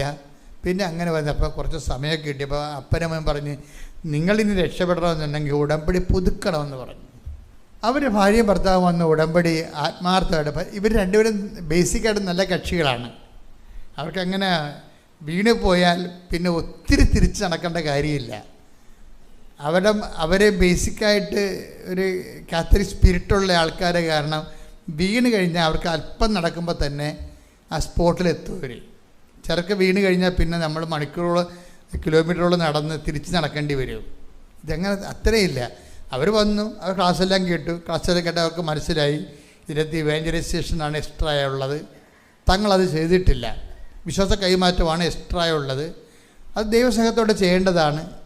തങ്ങളത് ചെയ്തിട്ടില്ല. അപ്പോൾ തങ്ങളത് ചെയ്യാൻ തീരുമാനിച്ചു. അപ്പോൾ രണ്ടുപേരും ഹൈലി എഡ്യൂക്കേറ്റഡ് ആയിട്ടുള്ള ആൾക്കാരാണ്. അപ്പോൾ കാര്യങ്ങൾ ഒറ്റ പ്രാവശ്യം പറഞ്ഞാൽ അവർക്ക് കാര്യങ്ങളെല്ലാം ഓടിത്തിരിയോ, ഒന്ന് ചെയ്യൂ അല്ലെങ്കിൽ ചെയ്യത്തില്ല. എഡ്യൂക്കേഷൻ കൂടിക്കഴിഞ്ഞാലുള്ള ഒരു ഗുണം അതാണ്. എന്ന് വെച്ച് കഴിഞ്ഞാൽ അവർ ഒന്നെങ്കിൽ ചെയ്യും അല്ലെങ്കിൽ ചെയ്യത്തില്ല. തന്നിൽ ഒന്നേ ഉള്ളു. ചിലരെന്ത് വെച്ച് കഴിഞ്ഞാൽ അവർ ചെയ്തെന്ന് വരുത്തി തീർക്കും, ചെയ്തതും ചെയ്യാത്തതും ചെയ്ത ഒരുപോലെയാകും. അങ്ങനെ ചെയ്യണ കുറേ ആൾക്കാരും ഉണ്ട്. അപ്പം അതൊക്കെ എല്ലാം കറക്റ്റ് ചെയ്യണം. എനിക്ക് ഇപ്പോൾ മനസ്സിലായിരിക്കണ ഒരു കാര്യം, എൻ്റെ സഹോദരങ്ങളെ, ഉടമ്പടി ദൈവത്തെ ബോധ്യപ്പെടുത്താൻ നിങ്ങൾ ഉടമ്പടിയിലാണെന്നുള്ളത്. അപ്പോൾ സിമ്പിളാണ് ഉടമ്പടി. എൻ്റെ സഹോദരങ്ങൾ ഉടമ്പടിയിലാണെന്നുള്ളത് ദൈവത്തെ ബോധ്യപ്പെടുത്തണം. നിങ്ങൾക്ക് ഒരു കാര്യം രഹസ്യം അറിയാമല്ലോ. കാര്യം നിങ്ങൾ എഴുതി വച്ചേക്കുന്ന കാര്യങ്ങളൊന്നും ദൈവത്തിന് ഒരു സെക്കൻഡ് ടൈമേ ഉള്ളൂ ഇതിനാവശ്യം. വാരിക്കെട്ടെടുത്ത് ഇത്തരം വിഷയത്തിൻ്റെ ഒരു കാര്യം ദൈവം ഒന്ന് മനസ്സിൽ വെച്ചാൽ മതി. ആ സെക്കൻഡിൽ ഇതെല്ലാം പിക്ചർ മൊത്തം മാറും. പക്ഷേ എൻ്റെ മക്കളെ ദൈവം മനസ്സിൽ വെപ്പിക്കണം നിങ്ങളെ. ഇപ്പം ഇന്ന് വെളുപ്പിനെ ഉണ്ടല്ലോ, വെളുപ്പിനെ ഞാൻ ബൈബിൾ എടുത്തപ്പോൾ എനിക്ക് കിട്ടിയ വചനം, നിങ്ങളെ പ്രതിയാണ് ഞാൻ പ്രാർത്ഥിച്ചതെന്ന് ഓർക്കണം. അപ്പോൾ പറയണം, ഈ എബ്രഹാം പറഞ്ഞൊരു കാര്യമാണ്, നിങ്ങൾ റബേക്ക ഇസഹാക്കിന് വേണ്ടി ഒരു വൈഫിനെ കണ്ടെത്താൻ വേണ്ടി എബ്രഹാം ദൂതനെ വിടണ ഭാഗമാണ്. അപ്പോൾ എബ്രഹാത്തിനോട് ദൂതൻ ഉടമ്പടി ചെയ്യും. എബ്രഹാം ദൂതനോട് ഉടമ്പടി ചെയ്യും. എന്തിനാണ്? ഈ വൈഫിനെ കണ്ടെത്താൻ വേണ്ടിയുള്ള ടേംസ് ആൻഡ് കണ്ടീഷൻസ് പറയും. അപ്പോൾ ഞാൻ കണ്ടെത്തുന്ന സ്ത്രീ ഇങ്ങോട്ട് എൻ്റെ കൂടെ വരാൻ മനസ്സില്ലെങ്കിൽ ഞാൻ നിങ്ങളുടെ മകനെ ആ നാട്ടിലോട്ട് കൊണ്ടുപോകട്ടെ എന്ന് ചോദിക്കുമ്പോൾ പറയും, എബ്രഹാം പറയും നോ എന്ന് പറയും. അത് സീരിയസ് ആണ്. ഞാൻ കളഞ്ഞു വിട്ടുപോണ നാട്ടിലോട്ട് എൻ്റെ മകനെ നിങ്ങളെ, ഇതാണ് ഇന്നത്തെ സന്ദേശം. ഇന്ന് വെളുപ്പിനെ നിങ്ങളോട് എന്ത് പറയണമെന്ന് കർത്താവിനോട് ചോദിച്ചപ്പോൾ കർത്താവ് എന്നോട് പറഞ്ഞതാണ്. അതെവിടെയാ? 24:5-6 ഉൽപ്പത്തി 24:5-6 ശ്രുതികണ്ട. ഹല്ലേലൂയ 24:5 മുതലുള്ള തിരുവചനങ്ങൾ. അപ്പോൾ ദാസൻ ചോദിച്ചു, ആ സ്ത്രീക്ക് പറഞ്ഞേ, ആ സ്ത്രീക്ക് എന്നോട് കൂടെ ഈ നാട്ടിലേക്ക് പോരാൻ ഇഷ്ടമില്ലെങ്കിലോ അങ്ങ് വിട്ടുപോകുന്ന നാട്ടിലേക്ക് അങ്ങയുടെ മകനെ ഞാൻ കൊണ്ടുപോകണമോ? അബ്രഹാം പറഞ്ഞു, എന്റെ മകനെ അങ്ങോട്ട് കൊണ്ടുപോകരുത്. എന്റെ പിതാവിന്റെ വീട്ടിൽ നിന്നും ചാർച്ചക്കാരിൽ നിന്നും എന്നെ പുറത്തു കൊണ്ടുവന്നവനും എന്നോട് സംസാരിച്ചവനും നിന്റെ സന്തതികൾക്ക് ഈ ഭൂമി ഞാൻ തരുമെന്ന് വാഗ്ദാനം ചെയ്തവനുമായ ആകാശത്തിന്റെ ദൈവമായ കർത്താവ് തന്റെ ദൂതനെ നിനക്ക് മുമ്പേ അയക്കും. നീ അവിടെ നിന്ന് എന്റെ മകന് ഒരു ഭാര്യയെ കണ്ടെത്തുകയും ചെയ്യും. ദൈവ മനുഷ്യരും ദൈവ ജീവിതവും എന്നൊക്കെ പറയുന്നത് വ്യത്യസ്തമായൊരു ജീവിതമാണ്. എന്താ പറയണത്? എന്നോട് എൻ്റെ ചാർച്ചക്കാരിൽ നിന്നും എൻ്റെ മാതാപിതാക്കന്മാരിൽ നിന്നും അവരുടെ പ്രത്യേക ദൈവമില്ലാത്തൊരു ജീവിതത്തിൽ നിന്നും എന്നെ തിരിച്ചു കൊണ്ടുപോകുന്ന ദൈവം തൻ്റെ ദൂതനെ നിൻ്റെ കൂടെ അയക്കും. ആ സ്ത്രീ നീ കണ്ടെത്തുന്ന എൻ്റെ മകന് വേണ്ടി ജീവിത പങ്കാളി നീ കണ്ടെത്തുന്ന സ്ത്രീ നിൻ്റെ കൂടെ വരും. അതാണ് വിഷയം. അതായത് ഉടമ്പടിയിലുള്ള വിശ്വാസമാണത്. ഉടമ്പടിയിൽ ഉടമ്പടി ഒരു വിശ്വസ്തതയുടെ ട്രാൻസാക്ഷൻ ആണെങ്കിലും ആ ഉടമ്പടിയിൽ നമുക്കൊരു വിശ്വാസം ഉണ്ടാകണം. ആര്? ഇപ്പം ഞാൻ ഉടമ്പടി എടുത്തതാണ്. കഴിഞ്ഞ ദിവസത്തെ അശ്വതര സാക്ഷ്യം കേട്ടില്ലേ? കർത്താവേ, എനിക്കാകപ്പാട് ആസ്തിയുള്ളത് നിന്നോട് ചെയ്ത ഉടമ്പടി മാത്രമാണ്. അതാ സംഭവം. ഉടമ്പടിയിൽ വിശ്വസിക്കണം നമ്മൾ. കാര്യം എന്താണ്? വാഗ്ദാന പ്രകാരമാണ് ദൈവം ഇവനെ വിളിച്ചുകൊണ്ട് പോകുന്നത്. എന്ന് പറഞ്ഞാൽ നീ പറയണതൊന്നും അല്ല കാര്യം. ആ സ്ത്രീ നിൻ്റെ കൂടെ പോരാതിരിക്കത്തില്ല. എന്താ കാര്യം? എൻ്റെ കർത്താവിൻ്റെ ഉടമ്പടിയിലാണ് ഞാൻ ജീവിക്കണത്. അതുകൊണ്ട് അവൾക്ക് പോരാതിരിക്കാൻ പറ്റത്തില്ല. പോന്നില്ലെങ്കിലോ? അപ്പോൾ എബ്രഹാം പറയും, പോന്നില്ലെങ്കിലും എൻ്റെ മകനെ ഞാൻ വിട്ടുപോകുന്ന സ്ഥലത്തേക്ക് എൻ്റെ മകനെ നീ തിരിച്ചു കൊണ്ടുപോകരുത്. അതാണ് എപ്പോഴും വളരെ വിഷയം. അതാണ് ഈ പട്ടി സഞ്ചരിക്കുമ്പോഴേ, പട്ടി പോണ കണ്ടില്ലേ? നമ്മുടെ കൂടെ വരുമില്ല, പള്ളിയിലൊക്കെ വരുത്തില്ലേ അല്ലേ? അവൻ മുമ്പിൽ ചിലപ്പോൾ പുറകിലേ പിടിക്കത്തുള്ളൂ. എന്താ കാര്യം? അവൻ കാണുന്ന തെങ്ങും മുട്ട മുഴുവൻ മൂത്രമൊഴിച്ചേ വരത്തുള്ളൂ. അവന് കാണുന്ന എന്തിനാണ് കാര്യം? ഈ വീട്ടുകാരൻ നഷ്ടപ്പെട്ടാലും അവൻ്റെ മൂത്രത്തിന് മണം പിടിച്ച് അവൻ്റെ വീട്ടിൽ പോകണം. പട്ടിക്ക് വളരെ കാൽക്കുലേഷനുണ്ട്. അതുകൊണ്ടാണ് കാണുന്നിടത്ത് എല്ലാം കാല് പൊക്കി മൂത്രമൊഴിച്ചുകൊണ്ട് പോകണത്. ഈ കാല് പൊക്കി മൂത്രമൊഴിക്കണ പട്ടികളെപ്പോലെ ആയിരിക്കരുത് ഉടമ്പടി. തിരിച്ചു പോകണമെന്ന് വിചാരിക്കരുത്. It is very serious thing. എന്ന് വെച്ചാൽ നമ്മൾ ഉടമ്പടി കഴിയുമ്പോൾ നമ്മൾ വിട്ടുപോകുന്ന പലരുടെയും കുഴപ്പങ്ങൾ അതാണ്. അത് വെച്ച് കഴിഞ്ഞാൽ നിങ്ങൾ 90 ദിവസം മാത്രമല്ലേ ഉള്ളൂ, 90 ദിവസം കഴിയുമ്പോൾ പിന്നെ 5:30 എഴുന്നേക്കേണ്ട കാര്യമില്ലല്ല. അതാണ് സംഭവം. ഉടമ്പടി 90 ദിവസം മാത്രമല്ലേ ഉള്ളൂ. എങ്ങാനും ഒരു 90 ദിവസം കൂടെ ഒപ്പിച്ചെടുത്തു കഴിഞ്ഞാൽ പിന്നെ 5:30 എഴുന്നേക്കണ്ട, ഇഷ്ടംപോലെ കിടന്ന് ഉറങ്ങാമല്ല. അത് പട്ടി പടിനീളെ മൂത്രം ഒഴിക്കണ പോലെ ഇരിക്കും. മനസ്സിലായില്ലേ? തിരിച്ചു പോകുന്നു. ഉടമ്പടിയിലും പ്രധാനപ്പെട്ട കണ്ടീഷൻസ് എന്താണ്? നീ പോകുന്ന ലക്ഷ്യം സാധിച്ചില്ലെങ്കിലും നീ ഉടമ്പടിയിൽ നിന്ന് തിരിച്ചു പോരരുത്. ഈ കൊടുത്ത പോയിന്റ് മനസ്സിലായില്ലേ? അതാ ഒന്നുകൂടി വായിച്ച ഭാഗം ഒന്നുകൂടി വായിച്ചേ. അബ്രഹാം പറഞ്ഞു, എന്റെ മകനെ അങ്ങോട്ട് കൊണ്ടുപോകരുത്. 24:8 എന്നാൽ ആ സ്ത്രീക്ക് നിന്നോട് കൂടെ പോരാൻ ഇഷ്ടമില്ലെങ്കിൽ എന്റെ ഈ ശബദത്തിൽ നിന്ന് നീ വിമുക്തനാണ്. എന്റെ മകനെ അങ്ങോട്ട് തിരികെ കൊണ്ടുപോകരുതെന്ന് മാത്രം. ഇത് എൻ്റെ മക്കൾ വളരെ സീരിയസ്. ഇന്ന് വെളുപ്പിനെ ഈശോ നിങ്ങളോട് പറയാൻ വേണ്ടി പറഞ്ഞതാണ്. എന്താ കാര്യം? ഉടമ്പടിയുടെ വിഷയം നിയോഗം നിറവേറിയില്ലെങ്കിലും, ഉടമ്പടി എന്താണ്? എബ്രാഹത്തിന് ഇസഹാക്കിന് മകളെ കണ്ടെത്താൻ ഇസഹാക്കിന് നാട്ടിലോട്ട് പോവുകയാണ്. സ്വന്തം രക്തത്തിൽ നിന്ന് ജീവിത പങ്കാളെ കണ്ടെത്താൻ കഴിയണം. അപ്പം വൃത്തൻ ചോദിക്കണത് എന്താണ്? അവൾക്ക് എൻ്റെ കൂടെ ഇങ്ങോട്ട് ഇത്രയും അകലെ വരാൻ താല്പര്യമില്ലെങ്കിലും എന്താ പറയുക, ഇവൻ കെട്ടാതെ നിന്നാലും കുഴപ്പമില്ല. അതാണ് ആ ലൈൻ പോണ പോക്കുണ്ടല്ലേ, ഇവൻ കെട്ടാതെ നിന്നാലും കുഴപ്പമില്ല, എൻ്റെ മകനെ ഞാൻ വിട്ടുപോകുന്ന സ്ഥലത്തേക്ക് നീ തിരികെ കൊണ്ടുപോകരുത്. വളരെ സീരിയസ് ആയിട്ടുള്ള വെർഡിക്റ്റാണ്. ഇതൊരു നിലപാടിൻ്റെ ഒരു ഭാഗമാണ്.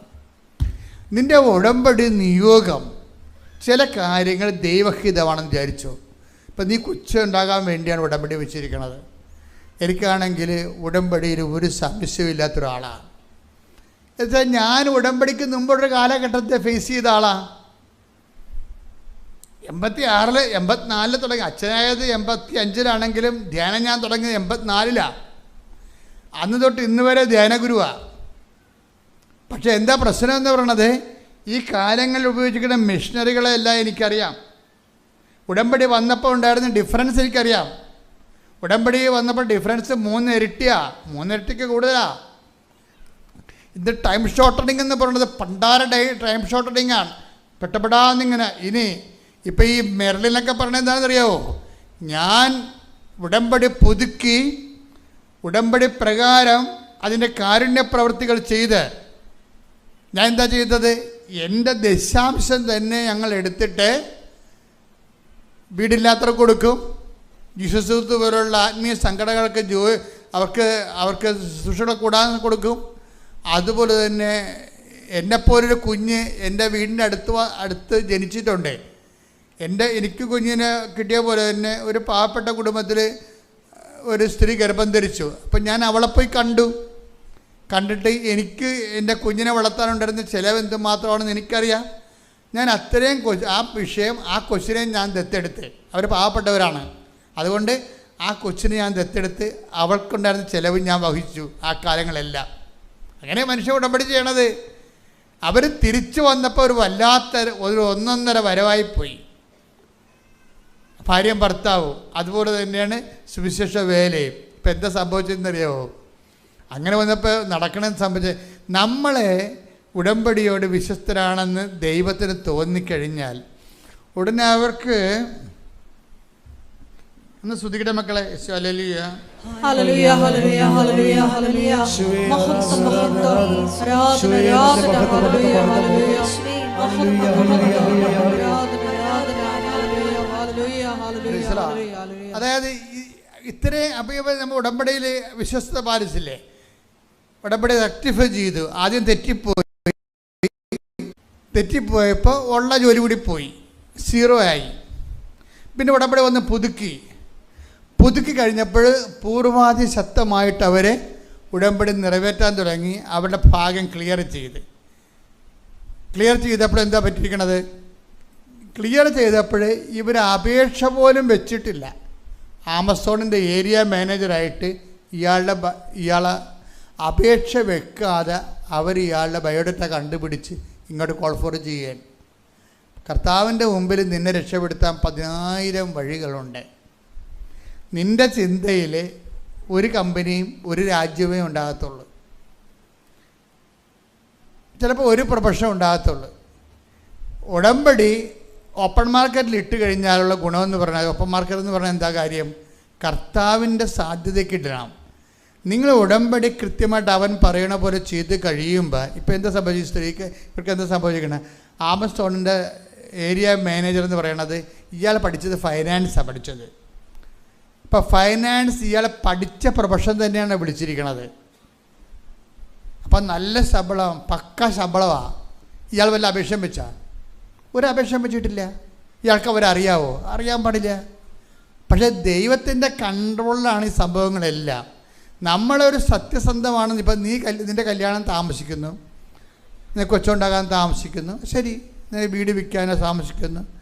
പക്ഷേ ഈ വിഷയത്തെല്ലാം എന്താണ്, ഈ ഓരോ സംഭവവും നമ്മളെപ്പോഴും ഉടമ്പടി വയ്ക്കുമ്പോൾ ബൈബിളിൽ ഏറ്റവും നല്ല വാക്ക് ഉടമ്പടിക്കാർക്ക് മനസ്സിൽ ഓർക്കേണ്ട വാക്കാണ്. എന്താണ്?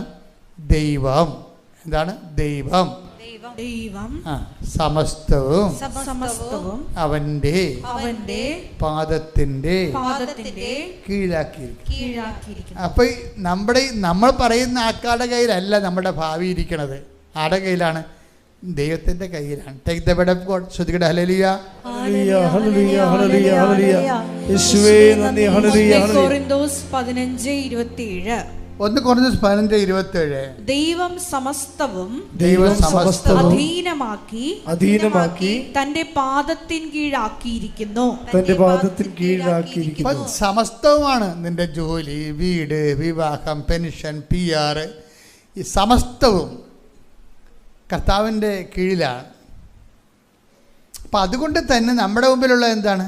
നമ്മൾ ഈ സമസ്തവും ദൈവത്തിൻ്റെ കീഴിലാക്കണം. അതാണ് വിഷയം. നമ്മൾ സമസ്തവും നമ്മുടെ ചിന്ത, ആലോചന, അതുപോലെ തന്നെ നമ്മുടെ പ്രവർത്തനങ്ങൾ എല്ലാത്തിനെയും. കഴിഞ്ഞ ദിവസങ്ങളിൽ ഈ ഗോകുൽകൃഷ്ണയുടെ സാക്ഷ്യങ്ങളിലൊന്ന്, ഒത്തിരി സാക്ഷ്യങ്ങളുണ്ടാവില്ല, അല്ല ഒരു സാക്ഷ്യം പറയണത്, ഞാൻ ചെറുപ്പമാണ്, ഈ ടൈറ്റ് യൂത്തിൻ്റെ ടൈമാണ്, എനിക്ക് 25 വയസ്സേ ഉള്ളൂ. അപ്പോൾ ഞാൻ ജർമ്മനി ചെല്ലുമ്പോൾ എനിക്ക് ഭയങ്കര ബോറടിച്ച്. എന്താണ് കാര്യം? ആ പ്രായം ബോറടിക്കുന്ന പ്രായമാണ്. കാര്യം എല്ലാവർക്കും തന്നെ ലൈനുണ്ട്, അതാണ് വിഷയം. കാര്യം അവർക്ക് ഈ ആൾക്കാർക്ക് ആ പ്രായത്തിൽ ബോറടിക്കുമ്പോൾ ഓരോരുത്തർ ചിലപ്പോൾ നല്ലതായിരിക്കും, ചിലപ്പോൾ മോശമായിരിക്കും, ചിലപ്പോൾ പണി കിട്ടും, പല പരിപാടിയാണ്. പക്ഷേ ഇവരുടെ മാനസികാവസ്ഥ എന്താ? മാനസികാവസ്ഥ എന്ന് പറയുന്നത് തനിക്ക് ആരും ഇല്ലല്ലോ എന്നുള്ളതാണ്. അപ്പനമ്മ വീട്ടിലല്ലേ, ഇടയ്ക്കിങ്ങനെ സ്കൈപ്പിൽ തിരിച്ചുകൊണ്ടിരിക്കണമെന്നല്ലാതെ കാര്യമില്ലല്ലോ. അത് ഫ്രെയിം വെച്ച ഫോട്ടോ പോലെയാണ്. അമ്മ ചോദിക്കുന്നത് തിന്നാന്ന് ചോദിക്കും, അതാണ് ചോദിക്കത്തുള്ളൂ, വേറെ ഒന്നും ചോദിക്കത്തില്ല. കഴിച്ച നിൻ്റെ മുടി എന്താണ് ഇങ്ങനെ ഇരിക്കണത്? ഇത് സ്ഥിരം ചോദ്യമാകുമ്പോൾ 1 കൊല്ലം ആകുമ്പോൾ അമ്മയെ വെറുക്കും. കാര്യം ഇവർക്കിത് ചോദിക്കാൻ അറിയാൻ പാടുള്ളൂ.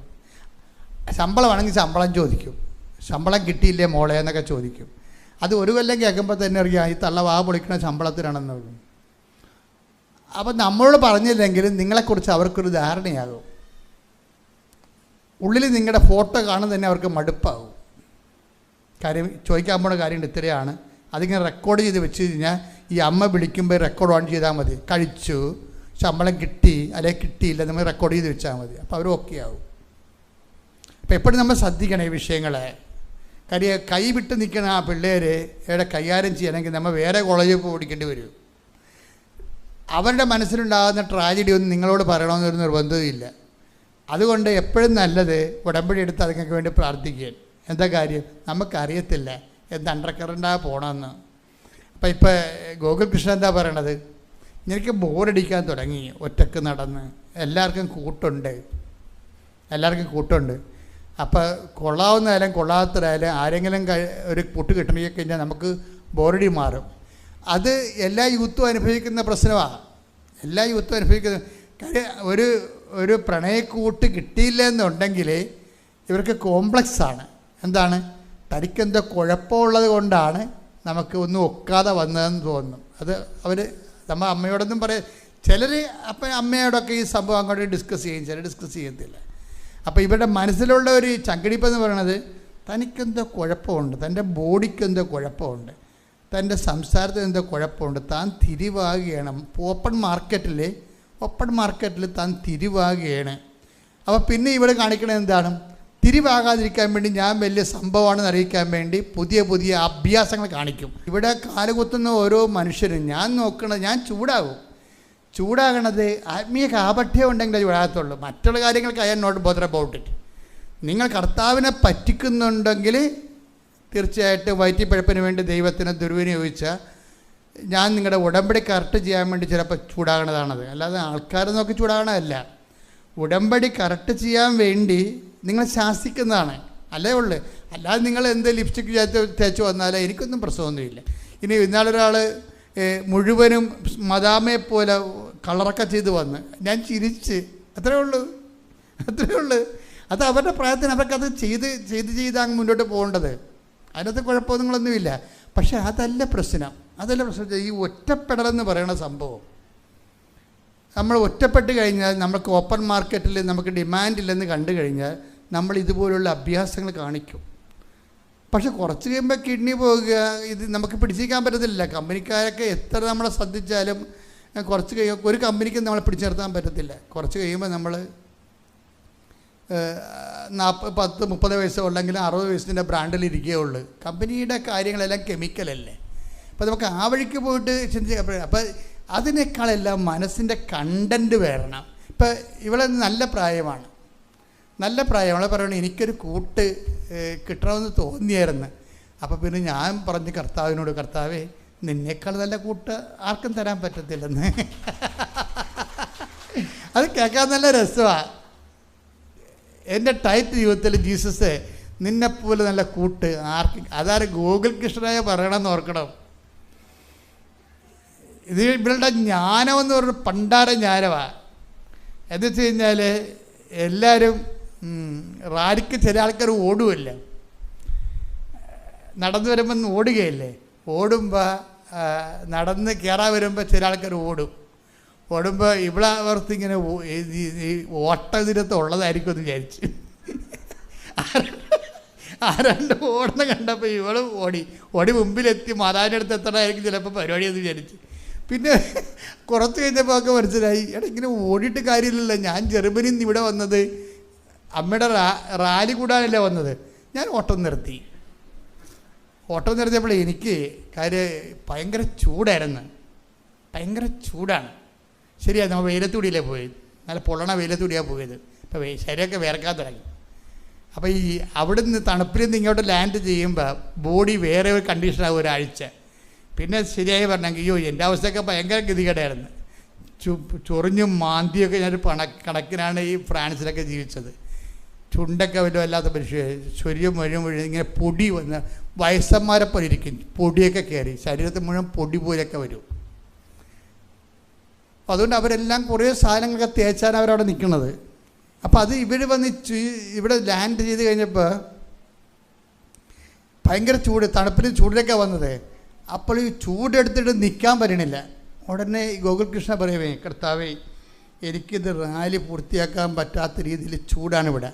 അതുകൊണ്ട് ഞാൻ എൻ്റെ കുടുംബത്തിൽ നിന്ന് മരിച്ചു പോയിട്ടുള്ള എൻ്റെ പൂർവ്വപിതാക്കന്മാരുടെ ശുദ്ധീകരണത്തിന് ആത്മാക്കളുടെ വീണ്ടെടുപ്പിന് വേണ്ടി ഞാൻ എൻ്റെ ശരീരത്തിൻ്റെ ചൂട് കാഴ്ചവെക്കണം. പറഞ്ഞാൽ മനസ്സിലായില്ലേ? ജ്ഞാനസ്ഥാനപ്പെടാത്തൊരു സന്തതി പറയുന്ന സംഭവം പ്രാർത്ഥനയാണിത്.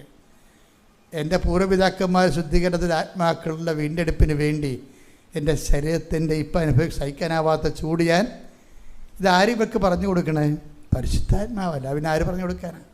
ഏത് വേദപാഠം പഠിച്ചിട്ടാണ്? ഒരു വേദപാഠവും പഠിപ്പിക്കാത്തവരെ കർത്താവ് പഠിപ്പിച്ചുകൊണ്ടിരിക്കുകയാണ്. ശ്രുതിക്കട്ടെ hallelujah, hallelujah, hallelujah, hallelujah, hallelujah.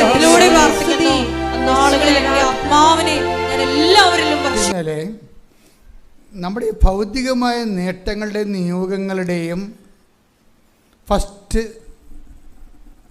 Step ആദ്യഘട്ടം കഴിഞ്ഞിട്ട് രണ്ടാമത്തെ ഘട്ടത്തിൽ ഉടമ്പടിയെ പുതുക്കുമ്പോഴൊക്കെ ഒരു ആധ്യാത്മിക അനുഭവങ്ങൾക്ക് വേണ്ടി കൂടുതൽ നിങ്ങൾ ശ്രദ്ധിക്കണം. ഇപ്പോൾ ഈ പറഞ്ഞ കക്ഷികളെല്ലാം മെർലിനായാലും പിന്നെ ഗോകുൽ കൃഷ്ണനായാലും അവിടെ ആധ്യാത്മിക അനുഭവങ്ങൾ കണ്ടില്ലേ? അതാണ് അടിയൊഴുക്കെന്ന് പറയണത്. അവർ പുതുക്കി കഴിയുമ്പോൾ അവരുടെ നിയോഗം കർത്താവ് തന്നെയാണ്. ഇപ്പോൾ ഗോകുൽ കൃഷ്ണൻ എന്താ പറയണത്? ഞാൻ ടൈറ്റ് യൂത്താണ്. ഇപ്പോൾ ഞാൻ ഈശോയോട് പറഞ്ഞു, ഞാൻ യൂത്താണ്, എനിക്ക് ലോകത്തിൻ്റെ ഒരു വിഷത്തിൽ ചെന്ന് ചാടി ആത്മാവ് നഷ്ടപ്പെടാൻ താല്പര്യമില്ല, അതുകൊണ്ട് നീ തന്നെയായിരിക്കണം എൻ്റെ കൂട്ട്. അപ്പോൾ അവർ സ്വന്തമായിട്ട് പ്രാർത്ഥിക്കുകയാണ്. എന്നിട്ട് അവർ ആ ഒരു ബോറടിക്കുന്ന, ഒറ്റപ്പെട്ട് പോകുന്നില്ല പല ആൾക്കാരും ചെന്ന് അവർക്ക് പറ്റാത്ത ബന്ധങ്ങളിൽ പോയി ചാടി വീണ് പോയിട്ടില്ലേ? ആ ഒരു സംഘർഷമാത്മകമായ ഒരു ടെംപ്റ്റേഷന് ഇവർ ക്രിസ്തുവിനെ വെച്ച് മാനേജ് ചെയ്യണം. കണ്ടില്ലേ? അത് അപാര മാനേജിങ്ങാണ്. ഈ ബോർ ടൈമിൽ ചില ആൾക്കാരിങ്ങനെ കൂട്ടുകൂടുമ്പോൾ എന്താ ഉദ്ദേശിക്കണമെന്ന് അറിയാവോ? അത് നമ്മൾ തേപ്പെന്നൊക്കെ പിള്ളേർ പറയണ സംഭവിച്ചാൽ തേക്കാൻ വേണ്ടി മാത്രം കൂടുന്നവരുണ്ട്. അവരുടെ ഉദ്ദേശം എന്ന് വെച്ച് കഴിഞ്ഞാൽ ഈ ഒരു ടൈം വന്ന്, ഈ ബോർ ടൈം വന്ന് എങ്ങനെയെങ്കിലും ആരെങ്കിലും വെച്ച് ഒന്ന് ഫില്ല് ചെയ്തെടുക്കണം.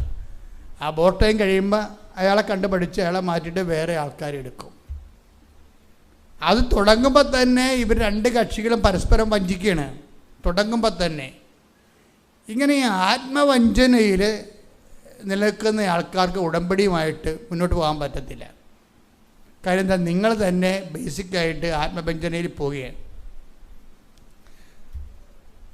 അപ്പം നിങ്ങൾ പറയാം അതൊക്കെ സാരമില്ല, അതൊക്കെ ടൈം പാസ് ഒന്നും പറഞ്ഞ സാധനമില്ല. ടൈം പാസ് അല്ല ശരിക്കും സംഭവിക്കണത്. സമയം കൊല്ലാൻ വേണ്ടിയല്ല, നിങ്ങൾ ചെയ്യണത് ഗ്രേസ് പാസ്സാണ് നടക്കുന്നത്. കൃപയാണ് നിങ്ങളെ കൊന്നുകൊണ്ടിരിക്കണത്. എന്താ കാര്യം, ഈ കാപട്യം വെച്ചുകൊണ്ട് നമുക്ക് ഉടമ്പടി മുന്നോട്ട് പോകാൻ പറ്റത്തില്ല. അപ്പം നിങ്ങൾ ചോദിക്കും ഞങ്ങൾ എന്ത് ചെയ്യും, ഞങ്ങൾ പെട്ടുപോയില്ല എന്ന് വിചാരിക്കും. നിങ്ങൾ തൽക്കാലം ചെയ്യാവുന്ന എന്താണ്, നിങ്ങളുടെ പാസ്ബുക്ക്, നിങ്ങളുടെ ചെക്ക് ബുക്ക് കയ്യിൽ നിന്ന് പോയെന്ന് കണ്ടാൽ നമ്മൾ എന്ത് ചെയ്യും, സ്റ്റോപ്പ് പേയ്മെൻ്റ് അടിക്കും ഇല്ലേ? എൻ്റെ ചെക്ക്, ഞാൻ എഴുതിയ ചെക്ക്, ഒപ്പിട്ട ചെക്ക് എൻ്റെ കയ്യിൽ നിന്ന് പോയിട്ടുണ്ട്, അതുകൊണ്ട് ബാങ്ക് ആ ചെക്കും കൊണ്ട് വന്നാൽ പൈസ കൊടുക്കുമെന്ന് പറയും. നിങ്ങൾ പെട്ടുപോയ ബന്ധമാണെങ്കിൽ ഉടനെ സ്റ്റോപ്പ് പേയ്മെൻ്റ് അടിക്കണം. എന്താ കാര്യം, ഓക്കെ ഇത്രയും നാൾ നമ്മളിങ്ങനെ ഒരു റിലേഷനിലായിപ്പോയി, പെട്ടിരിക്കുകയാണ്, ഇനി ഞാൻ കംപ്ലീറ്റ് സ്റ്റോപ്പ് ചെയ്യുന്നു. അപ്പം നിങ്ങൾക്കറിയാം അങ്ങനെയാണെങ്കിൽ ആത്മഹത്യ ചെയ്യും എന്നൊക്കെ പറയാതൊക്കെ, അങ്ങനെ ഭയങ്കര ഒരു ഇമോഷണലായിട്ടുള്ള കുറേ സിനിമയിൽ നിന്ന് സീരിയലിൽ നിന്ന് കിട്ടിയിട്ടുള്ള സ്ഥിരം ഡയലോഗ് അങ്ങോട്ടും ഇങ്ങോട്ടും കീച്ചും, അതൊക്കെ കീച്ചിക്കും, കുഴപ്പമൊന്നുമില്ല. പക്ഷെ അപ്പോഴും നിങ്ങൾ ശ്രദ്ധിക്കേണ്ട ഒരു കാര്യം, ദൈവം അറിയാതെ നീ വിശ്വാസിയാണെങ്കിൽ എൻ്റെ മകനെ നീ തിരിച്ചു കൊണ്ടുപോകരുത്. അതാണ് വിഷയം അതാണ്. ആ നിയോഗം നിറവേറിയില്ലെങ്കിലും, നിന്നെ ഏൽപ്പിച്ച കാര്യം നിറവേറിയില്ലെങ്കിലും, നീ നിയോഗം വെച്ച കാര്യം നിറവേറിയില്ലെങ്കിലും നീ പഴയ ജീവിത രീതിയിലേക്ക് തിരിച്ചു പോകരുത്. മനസ്സിലായില്ലേ? അത് ഒന്നിനു വായിച്ച ആ ഭാഗം, അതാണ് നമ്മുടെ ഇന്നത്തെ ക്യാപിറ്റൽ മെസ്സേജ്. ശ്രുതിക്കട്ടെ ഹല്ലേലൂയ, ഹല്ലേലൂയ, ഹല്ലേലൂയ, ഹല്ലേലൂയ. യേശുവേ ആരാധന, ആരാധന, ആരാധന. യേശുവേ 24:8. എന്നാൽ ആ സ്ത്രീക്ക് നിന്നോട് കൂടെ പോരാൻ ഇഷ്ടമില്ലെങ്കിൽ എന്റെ ഈ ശബ്ദത്തിൽ നിന്ന് നീ വിമുക്തനാണ്. എന്റെ മകനെ അങ്ങോട്ട് തിരികെ കൊണ്ടുപോകരുതെന്ന് മാത്രം. ഞാൻ വിട്ടുപോകുന്ന നാട്ടെന്ന് പറയുന്നുണ്ട്. ഉടമ്പടി പ്രഖ്യാപിതമായ ഒരു വർക്ക് ചെയ്യണത് ഈ മേഖലയിലാണ്. എന്താണ്, ഞാൻ വിട്ടുപോകുന്ന നാട്ടിലേക്ക് നിങ്ങൾ തിരികെ കൊണ്ടുപോകരുത്. അപ്പം നമ്മൾ ഉടമ്പടിയിലൂടെ വിട്ടുപോകുന്ന ഒരു ജീവിത രീതിയുണ്ട്. നിങ്ങളുടെ നിയോഗം നിറവേറിയില്ല, നിങ്ങളുടെ നിയോഗം ആ രീതി നിറവേറിയില്ലെങ്കിലും നിങ്ങൾ വിട്ടുപോകുന്ന ഒരു നാടുണ്ട്, ദൈവാനുഭവമുണ്ട്. നിങ്ങൾ വിട്ടുപോകുന്ന ഒരു ലോകജീവിതമുണ്ട്, അതിലേക്ക് നിങ്ങൾ തിരികെ പോകരുത്. ഇത് നിങ്ങൾ കൃത്യമായിരിക്കാം. ഇത് എന്നെ ബോധ്യപ്പെടുത്താനല്ല, കൗൺസിലേഴ്സിനെ ബോധ്യപ്പെടുത്താനല്ല, ദൈവത്തെ ആദ്യം ബോധ്യപ്പെടുത്തണം. എന്താണ്, ഞാൻ എൻ്റെ നിയോഗം നിറവേറിയില്ലെങ്കിലും ഞാൻ തിരിച്ചു പോകത്തില്ല പഴയ മദ്യപാനത്തിലേക്ക്. അതുപോലെ തന്നെ എന്തെല്ലാം തരമാണ് ദൈവത്തിന് സത്യസന്ധമല്ലാത്ത ഒരു വിഷയത്തിലേക്ക് ഞാൻ തിരിച്ചു പോകത്തില്ല. കഴിഞ്ഞ ദിവസങ്ങളിൽ ഒരു സാക്ഷ്യം ഉണ്ടായി. അയാളുടെ പേരൊന്നും പറഞ്ഞിട്ടില്ല, അത് കാരണം എനിക്ക് പേര് കിട്ടിയില്ല. പുള്ളി വൈഫിനോട് പറഞ്ഞു, നമ്മുടെ ഉടമ്പടിയിൽ നിന്ന് വർക്കൗട്ട് ചെയ്യത്തില്ലടി എന്ന് പറഞ്ഞു. ഭർത്താവ് ഭാര്യയോട് പറയണേ, നമ്മുടെ ഉടമ്പടിയിൽ നിന്ന് വർക്കൗട്ട് ചെയ്യത്തില്ലെന്ന് പറഞ്ഞു. അപ്പോൾ പറഞ്ഞു എന്താ കാര്യമെന്ന് ചോദിച്ചു. നീ നിൻ്റെ ആങ്ങളെയുമായിട്ട് മിണ്ടിയിട്ട് എത്രയോ വർഷം, 12 വർഷമായില്ലേ. അപ്പം ഞാനീ ജോലി കിട്ടാതെ ഗതി കിട്ടാൻ പ്രേതം പോലെ നടക്കേ ഉള്ളൂ. എന്താ കാര്യം, നീയാണ് ആദ്യം ഉടമ്പടി എടുത്തത്, നിന്നെ കണ്ടാണ് ഞാൻ ഉടമ്പടി വന്നത്. ഭാര്യ ഉടമ്പടി എടുത്തിട്ടാണ്, അത് അവളുടെ ഈ ഓൺലൈൻ ഉടമ്പടി എടുത്തത്. അത് കഴിഞ്ഞിട്ടാണ് ഈ ഭർത്താവ് ഇവൾ ചെയ്യുന്ന കാര്യങ്ങളൊക്കെ കണ്ടിട്ട് അയാൾ വന്ന് തീർത്ഥാടന ഉടമ്പടി എടുത്ത്. പക്ഷേ എന്നിട്ടും സംഭവം വിജയിച്ചില്ല. അയാൾ പക്ഷേ ഈ വൈഫിനേക്കാൾ കുറച്ച്, വൈഫിങ്ങനെ ക്യാഷ്വൽ എടുത്തതാണ്. അതെല്ലാവരും കേട്ടിട്ട് ഉടമ്പടി എടുത്ത് കുറേ സാക്ഷ്യം പറയുന്നുണ്ടല്ലോ, പോയി നോക്കാമെന്നൊക്കെ പറഞ്ഞുകൊണ്ട് ചുമ്മാ ദൈവത്തിനെ പറ്റിക്കാൻ വന്നതാണ്. കുറേ ആൾക്കാർക്ക് കുറേ സാക്ഷിയൊക്കെ പറയാനുണ്ടല്ലോ. അപ്പോൾ അതുകൊണ്ട് നമുക്കിങ്ങനെ കുറേ വിഷയങ്ങളൊക്കെ ഉണ്ടല്ലോ, അതുകൊണ്ട് നമുക്ക് എന്തെങ്കിലും എഴുതി കെട്ടിത്താത്താന്ന് പറഞ്ഞുകൊണ്ട് കൊണ്ടുവന്ന് കെട്ടിത്താത്തിയിട്ട് അവർ ഒറ്റക്ക് നടക്കുകയാണ്. പക്ഷേ അവർ ചെയ്യുന്നുണ്ട്, പ്രാർത്ഥനയൊക്കെ ചെയ്യുന്നുണ്ട്.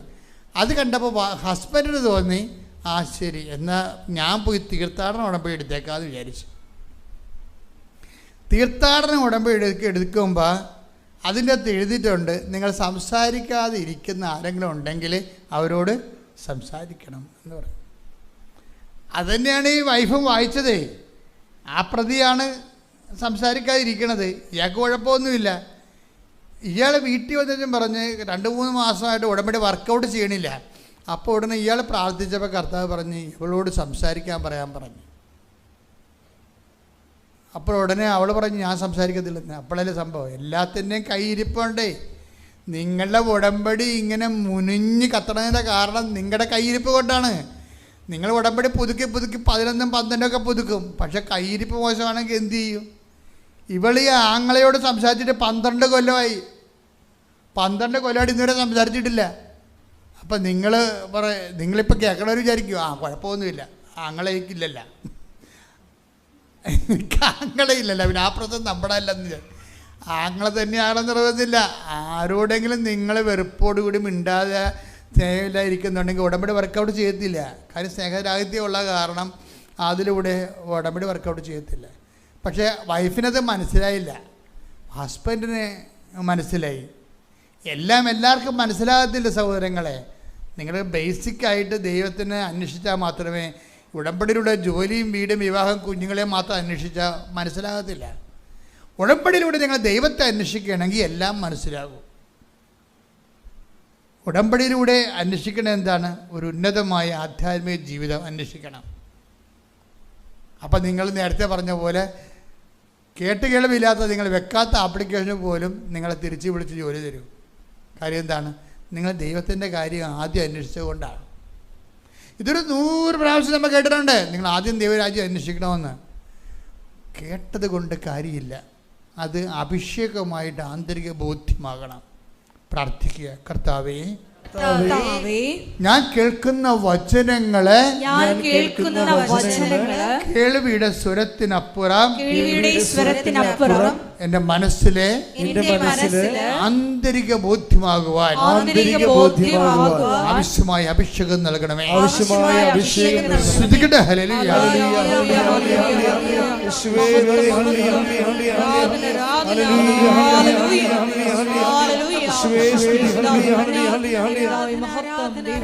പരമദിവ്യകാരുണ്യത്തിന്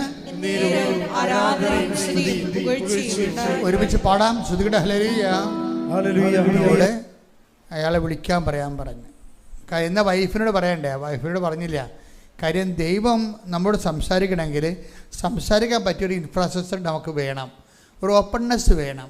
നമ്മൾ ദൈവം പറഞ്ഞാൽ കേൾക്കും എന്നുള്ളതാണ് വിഷയം. ദൈവം ചിലപ്പോൾ വൈഫ് കേൾക്കത്തില്ല, അതൊക്കെ തോന്നിയാണെന്നൊക്കെ പറഞ്ഞ് എഴുതി തള്ളിക്കളയും.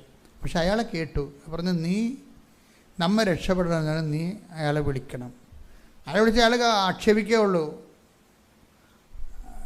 നിങ്ങൾക്ക് വിളിക്കണേ ഞാൻ വിളിക്കാം എന്നൊക്കെ പറഞ്ഞുകൊണ്ട് ഇവിടെ കുറച്ച് നാൾ കഴിഞ്ഞപ്പോൾ കുറച്ച് ബോധമൊക്കെ വെച്ചപ്പോൾ വിളിച്ചു. പക്ഷേ ആങ്ങളെ എടുത്തില്ല, വൈഫാണ് എടുത്തത്. ആങ്ങളുടെ വൈഫ് എടുത്ത് ഫോൺ എടുത്ത് പറഞ്ഞ്, അപ്പോൾ ഇവൾ പറഞ്ഞ് ആങ്ങളൊക്കെ ഒന്ന് കൊടുക്കാൻ പറഞ്ഞു. അപ്പോൾ ഇവർ തമ്മിൽ സ്വരച്ചേർച്ച ഇല്ലാത്ത കാരണം ആങ്ങളുടെ വൈഫ് പറഞ്ഞു അയാൾ ബിസിയാണെന്ന് പറഞ്ഞു. കൊടുത്തില്ല. പക്ഷെ ഇത് അതുടനെ ഈ വൈഫ് ഇയാളോട് പറഞ്ഞു അവർ കൊടുക്കണില്ല എന്ന് പറഞ്ഞു. അപ്പോൾ ഇയാൾ വൈഫിനോട് പറഞ്ഞു നമ്മളെ സംബന്ധിച്ചിടത്തോളം കമ്മിറ്റ്മെൻറ്റ് ഓവറായി, ഇനിയിപ്പോൾ അയാൾ എടുത്താലും കൊള്ളാം എടുത്തില്ലെങ്കിലും കൊള്ളാം, ഒരു കുഴപ്പമില്ല. എന്താ കാര്യം? കർത്താവ് പറഞ്ഞ കാര്യം നമ്മൾ ചെയ്തു, അവർ ഇല്ലാത്ത എടുക്കാത്ത കാര്യം അവരുടെ കാര്യമാണ്. അതാണ് നിലപാട്, അതാണ് ഉപദേശം, അതാണ് കാറ്റക്കിസം എന്ന് പറയണത്. ആ വിഷയത്തിൽ എന്തൊരു പ്രബുദ്ധനായ ഒരു മനുഷ്യനാണെന്നൊക്കെ. അപ്പം അത് സെക്കൻഡ് പറഞ്ഞ് കഴിഞ്ഞ് കുറച്ച് കഴിഞ്ഞപ്പോൾ തന്നെ ഇയാൾക്ക് ജോലിയായി. 8 മാസം പെൻഡിങ്ങിൽ കിടന്ന സാധനമാണ്. നിങ്ങൾ സാക്ഷ്യങ്ങൾ കേൾക്കണം എന്തിനാണെന്ന് അറിയാവോ? ഇതുപോലെ ഒരു പ്രതിസന്ധി വരുമ്പോൾ നിങ്ങൾക്ക് പരിഹരിക്കാനാവാവുന്ന പ്രശ്നങ്ങളുടെ എവിടെയാണ് അതിൻ്റെ കുഴപ്പങ്ങളെന്ന് നോക്കിയിട്ട് റിപ്പയർ ചെയ്യാൻ വേണ്ടിയാണ് അച്ഛൻ ഓരോ കേസ് സ്റ്റഡി പറയണത്. അല്ല നിങ്ങളെ ആക്ഷേപിക്കാനോ നിങ്ങളെ പ്രകോപിപ്പിക്കാനോ സങ്കടപ്പെടുത്താനല്ല. ഇതൊന്ന് വെച്ച് നോക്കൂ. ഇപ്പം കന്നഡ മാറ്റി വെക്കത്തില്ലേ ആൾക്കാർ? നമ്മൾ കന്നഡ കടയിൽ ചെല്ലുമ്പോൾ എന്നെ ഈ ജോമോളും മനോജും കൂടി പറ്റിച്ചിരിക്കുകയാണ്. എൻ്റെ കന്നഡ ഒരു കന്നഡയായിരുന്നു, സ്വർണ്ണമല്ല മറ്റേ. ഇപ്പം മൂക്ക് കറക്കാൻ തുടങ്ങി. അപ്പം നിങ്ങളാണ് എൻ്റെ കൂടെ ഉള്ളത്. ഞാൻ പറഞ്ഞു മൂക്ക് കറക്കണമല്ല എന്ന് പറഞ്ഞു. അപ്പോൾ മനോജ് പോയി കണ്ടുപിടിച്ചതാണ് ഈ കറുത്ത കന്നഡ. ഞാൻ മുമ്പത്തേക്കാൾ വയസ്സനായല്ല എന്ന് ഓർത്ത്. ഇവർ പറഞ്ഞു മുമ്പത്തേക്കാൾ ചെറുപ്പമായത്, എന്തും ആയിക്കോട്ടെ. അപ്പോൾ ഈ നമ്മൾ കണ്ണടക്കട ചെല്ലുമ്പോൾ നമ്മുടെ കണ്ണിന് അവർ ഓരോരോ ലെൻസ് തരും. അപ്പം നമുക്ക് എല്ലാ ലെൻസും നമ്മൾ എടുക്കത്തില്ല, നമുക്ക് പറ്റണ ലെൻസ് മാത്രമേ നമ്മൾ എടുക്കത്തുള്ളൂ. അപ്പം ഞാൻ നിങ്ങൾക്ക് ഓരോ ലെൻസ് തന്നുകൊണ്ടിരിക്കുകയാണ്. നിങ്ങളുടെ വിഷയം ഇതാണെങ്കിൽ മക്കൾ ഇങ്ങനെ സെറ്റ് ചെയ്യാൻ പറയും. അതാണ് ഞാൻ ഉദ്ദേശിക്കുന്നത്. അല്ല നിങ്ങളെ ആക്ഷേപിക്കാനെ പറ്റി കളിയാക്കാനൊന്നുമല്ല ഉദ്ദേശിക്കുന്നത്. ഇത് നിങ്ങളുടെ പ്രശ്നം ഇതാണെങ്കിൽ മക്കൾ ഇത് പോയി സെറ്റ് ചെയ്യാൻ പറയും. നമ്മുടെ കേസ് സ്റ്റഡിയാണ്, നമ്മുടെ ഓരോ സാക്ഷ്യവും കേസ് സ്റ്റഡിയാണ്. ഇപ്പോൾ എന്തുകൊണ്ടാണ്, അതായത് വചനമെന്ന് പറയുന്നത് ഒരു വല്ലാത്ത ഒരു സംഭവമല്ലേ. വചനത്തോട് വലിയ ഒരു പ്രണയബന്ധം ഉണ്ടാകണം വചനത്തോട്. അപ്പം നിങ്ങൾക്ക് ദൈവം നിങ്ങളുടെ കൂടെയുള്ള പോലെ നിങ്ങൾക്ക് ഫീൽ ചെയ്യും. നീ നടക്കേണ്ട വഴി നിൻ്റെ മുഖത്തൊക്കെ ഉപദേശിക്കും. ഞാൻ നിങ്ങളോട് പറഞ്ഞില്ലേ, ചില സമയത്തെങ്കിലും നെടുമ്പാശ്ശേരി നമ്മൾ കാര്യം പറയുമ്പോൾ അച്ഛൻ എന്താ പറഞ്ഞത്, ഒത്തിരി പേര് വന്ന് കൊണ്ടുവന്നാക്കാനും വരുമ്പോൾ തിരിച്ച് കൊണ്ടുപോകാനും ഒത്തിരി പേര്. ഏതെങ്കിലും ഒരു കാലത്ത് നമ്മൾക്ക് ആരും കൊണ്ടുവന്നാക്കാൻ ഉണ്ടാകാത്തൊരു സമയമുണ്ട്. ആരും കൊണ്ടുപോകാനും ഒരു സമയമില്ല. നമ്മൾ ഒറ്റക്ക് വരണം, ഒറ്റക്ക് പോകണം. എന്നാൽ പിന്നെ എന്തുകൊണ്ട് ഇന്ന് അത് ആയിക്കൂടാ? എന്തെങ്കിലും നമ്മളിത് ഫേസ് ചെയ്യേണ്ടി വരും. എന്നിട്ട് വീട്ടിൽ പോയി ആൾക്കാരെ തല്ലിക്കൊള്ളണമെന്നല്ല ഞാൻ പറയണത്. നിങ്ങൾ ദൈവം മാത്രമേ നിങ്ങൾക്കുള്ളൂ എന്ന് നിങ്ങളുടെ മനസ്സിനെ പഠിപ്പിക്കണം. ഓക്കെ അല്ലേ? അത് കറക്റ്റാണ്. എന്താ ഗുണമെന്നറിയാവോ? അടി കിട്ടിയതിന് ശേഷം അയ്യോ എൻ്റെ കർത്താവേ എനിക്ക് തെറ്റിപ്പോയി, ഞാൻ പഴയ കാലങ്ങൾ എനിക്ക് എല്ലാവരും ഉണ്ടെന്ന് വിചാരിച്ചു, എന്നിട്ട് ഞാൻ നിന്നെ ഉപേക്ഷിച്ചു എന്നൊക്കെ പറഞ്ഞ് കരഞ്ഞു കൂപ്പി കാളെ കാറിയിട്ട് കാര്യമൊന്നുമില്ല. മറിച്ച് എന്താ, ഇന്ന് തന്നെ മനസ്സിനെ പഠിപ്പിക്കണം. എന്താണ്? മത്തായി 24:25 വായിച്ചോളൂ. ശ്രുതിയുടെ ഹല്ലേലൂയ. ഇതാ ഞാൻ മുൻകൂട്ടി നിങ്ങളോട് പറഞ്ഞിരിക്കുന്നു. അതാണ് മുൻകൂട്ടി ഓരോ കാര്യം കർത്താവ് നമ്മളോട് പറഞ്ഞിട്ടുണ്ട്. അതെന്തിനാണ്? ആ സമയമാകുമ്പോൾ നമ്മൾ പിടച്ചിലുണ്ടാകാതിരിക്കാൻ വേണ്ടിയാണ്. ഇതുപോലെ തന്നെ ആദ്യമേ നമ്മൾ ഈശോ പറഞ്ഞു, I will be with U unto the last. കാലത്തിൻ്റെ അവസാനം വരെ 2 സ്ഥലത്തിന് ഗ്യാരണ്ടി ചെയ്തുകൊണ്ടാണ് വചനം പറയുന്നത്. ഇപ്പോൾ വചനത്തിൻ്റെ പ്രശ്നം എന്ന് പറഞ്ഞാൽ വചനം ജീവിതം തന്നെയാണേ. നമ്മുടെ ഇൻസിഡൻ്റ് ആൻഡ് ഈവൻ്റ് സംഭവിക്കുന്നത് എവിടെയാണ്? ഈവൻ്റ് എന്ന് പറഞ്ഞാൽ എന്താണ്? സംഭവം. ഒരു സംഭവം നടക്കുന്നത് എവിടെയാണ്? ടൈം ആൻഡ് സ്പേസിലാണ് നടക്കുന്നത്, അല്ലേ? ഇപ്പം നിങ്ങൾ ധ്യാനം കൂടുന്നു, എവിടെ കൂടുന്നു? എൻ്റെ സ്പേസ് എന്താണ്? കൃപാസനത്തിൽ. ടൈം എന്താണ്? നവംബർ 2-ാം തീയതി പരിതാത്മക്കളുടെ ദിവസം, അതാണ് ടൈം. അപ്പോൾ എല്ലാ സംഭവത്തിനും സ്പേസും ടൈമുണ്ട്. ഇതുപോലെ നമ്മുടെ ജീവിതത്തിലെ എല്ലാത്തിനും സ്പേസും ടൈമുണ്ട്. ദൈവം എന്ത് ചെയ്യും? ടൈമും ഗ്യാരണ്ടി ചെയ്യും, സ്പേസും ഗ്യാരണ്ടി ചെയ്യും. എന്തുകൊണ്ട്? തൻ്റെ സാന്നിധ്യം കൊണ്ട്. പഴയ നിയമത്തിൽ നമ്മുടെ സ്പേസാണ് ഗ്യാരണ്ടി ചെയ്യണത്. I will come with you wherever you go. Where time സ്പേസാണത്, അല്ലേ? നീ പോകുന്ന ഇടത്ത് എല്ലാം ഇടം സ്ഥലം. ഇപ്പം ഈ ജോഷുവ 1:9 നമ്മുടെ പ്രധാനപ്പെട്ട വചനമാണ്. പുറപ്പാട് 33:14 നമ്മുടെ പ്രധാനപ്പെട്ട വചനമാണ്. എന്താണ് വചനം? നീ പോകുന്നിടത്തെല്ലാം, അപ്പം സ്ഥലമാണ്, ഞാൻ നിൻ്റെ കൂടെ ഉണ്ടാവും. പുതിയ നിയമം, അത് പഴയ നിയമം. പുതിയ നിയമം എന്താ പറയണത്? I will be with U unto the last. കാലം അവിടെ കാലമാണ്. ഓരോരുത്ത സ്ഥലവും ഓരോരുത്ത കാലവുമാണ്. സമ്പൂർണ്ണ ബൈബിളാണ് നമ്മൾ ജീവിക്കുന്നത്. എന്ന് വെച്ച് കഴിഞ്ഞാൽ നമ്മുടെ സ്ഥലത്ത് നമ്മുടെ അപ്പനുണ്ടാകത്തില്ല ഒരു കാലത്ത്, അമ്മയുണ്ടാകത്തില്ല, ഭർത്താവ് ഉണ്ടാകത്തില്ല, ഭാര്യ ഉണ്ടാകത്തില്ല, പക്ഷേ ദൈവം ഉണ്ടാവും. കൈയടിക്കട്ടെ.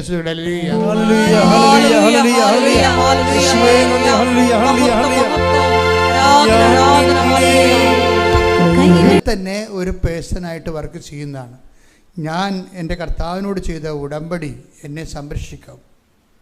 രണ്ടാമത്തത്, നമ്മൾ ഉടമ്പടിയിലാണെന്നുള്ളത് ദൈവത്തെ വിശ്വസിപ്പിക്കണം. ഇപ്പം ഗോകുകൃഷ്ണയുടെ സംഭവം എന്താ?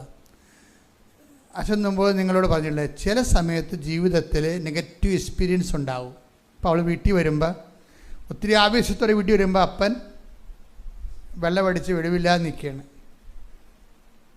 അമ്മ ക്ഷീണമായിട്ട് കിടക്കുകയാണ്. കെയർ ചെയ്യാൻ നോബഡി. അപ്പം നമ്മൾ അത് ആ പ്രായത്തിൽ ആ അവസ്ഥ കണ്ട നമ്മൾ പൊട്ടിത്തെറിക്കുകയും നിരാശ വരികയും സങ്കടമാകുകയും ചെയ്യും. പക്ഷേ എന്താ വിഷയം? ഇവിടെ ഉടമ്പടിയിലായതുകൊണ്ടും ആന്തരിക അഭിഷേകം പ്രാപിച്ചവരാണ് ഇവർ. കാര്യം ആന്തരിക അഭിഷേകം പ്രാപിക്കാൻ കാരണം, ആന്തരിക അഭിഷേകം പ്രാപിക്കണം. ഇപ്പോൾ ഇവൾ തന്നെയാണെങ്കിലും ഈ പ്രായത്തിൽ ആ കൊല്ലത്തുള്ള എല്ലാ വീടുകളിലും കൊണ്ടുപോയി പത്രം കൊടുക്കും. നോൺ ക്രിസ്ത്യൻസിനാണ് കൊടുക്കുന്നത്. എന്നിട്ട് അവർ പറഞ്ഞ കാര്യം എന്താണ്? ക്രിസ്തു എൻ്റെ നാമത്തിൽ വിശ്വസിച്ചുകൊണ്ട് നിങ്ങൾ വീണ്ടെടുക്കുന്നതിന് വേണ്ടിയാണ് ഞാൻ നിങ്ങൾക്ക് തരണത്. ഇതാണ് സംഭവം. ഇത് കേൾക്കണ ക്രിസ്തുവിൻ്റെ അവസ്ഥ എന്തായിരിക്കും?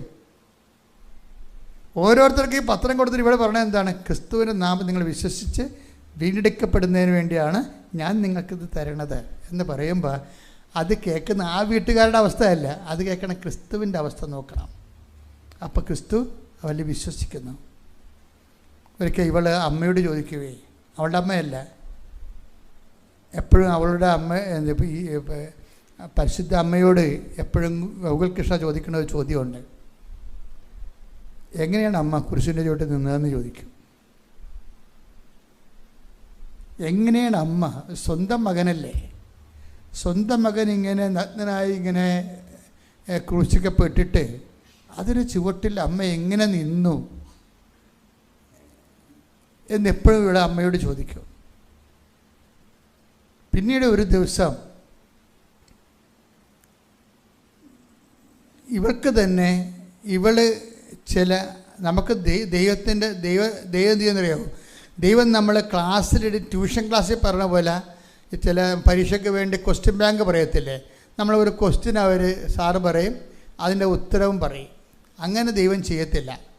ദൈവത്തോടൊരു ചോദ്യം ചോദിച്ചാൽ ആ കറസ്പോണ്ടിങ് അനുഭവത്തിലൂടെ ദൈവം നമ്മളോട് കൊണ്ടുപോകും.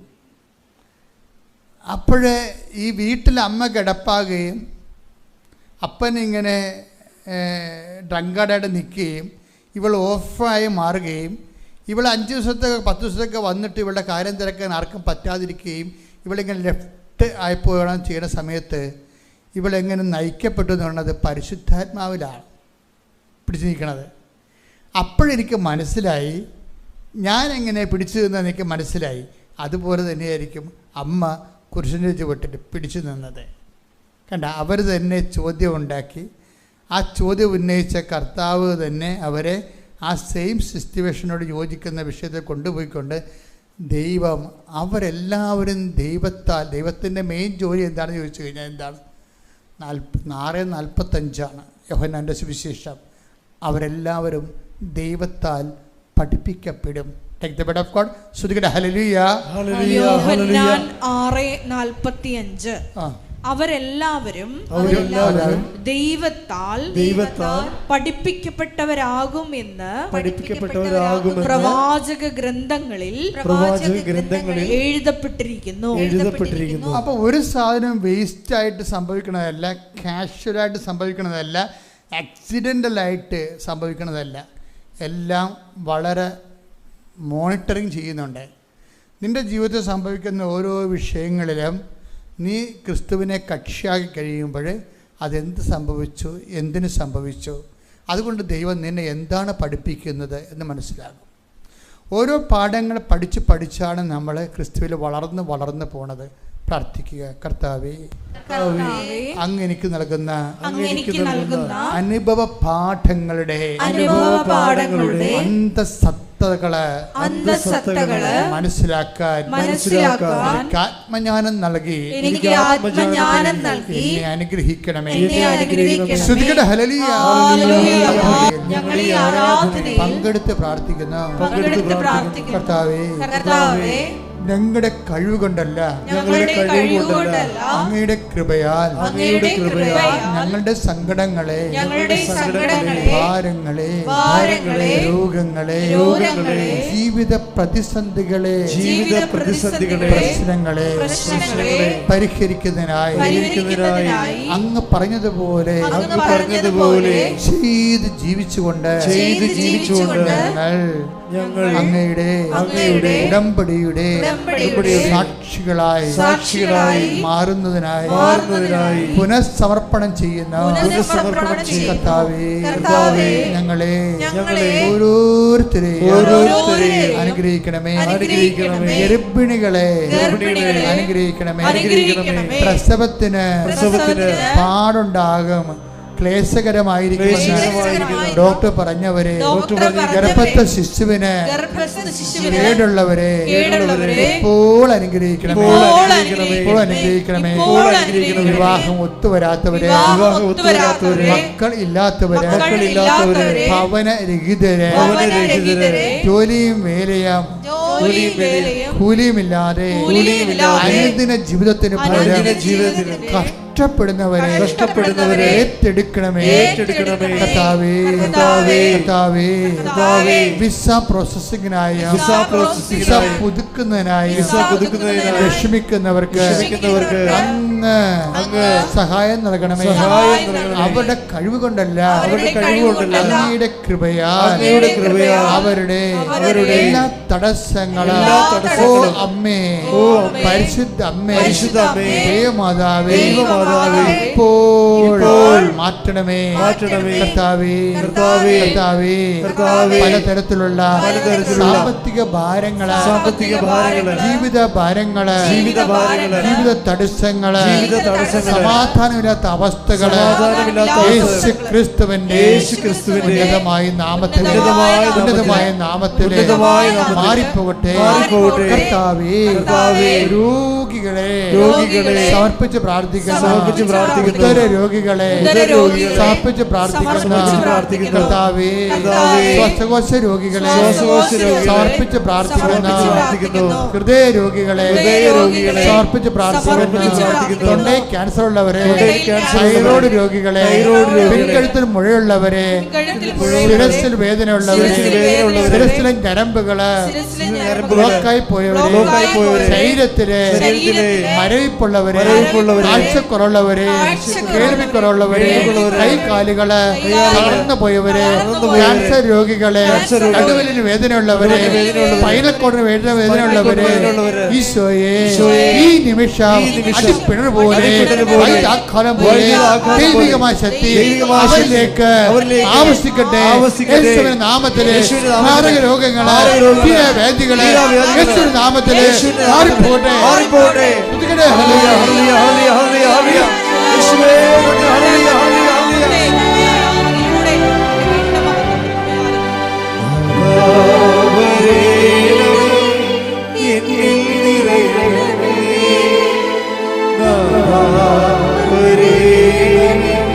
സൗഖ്യം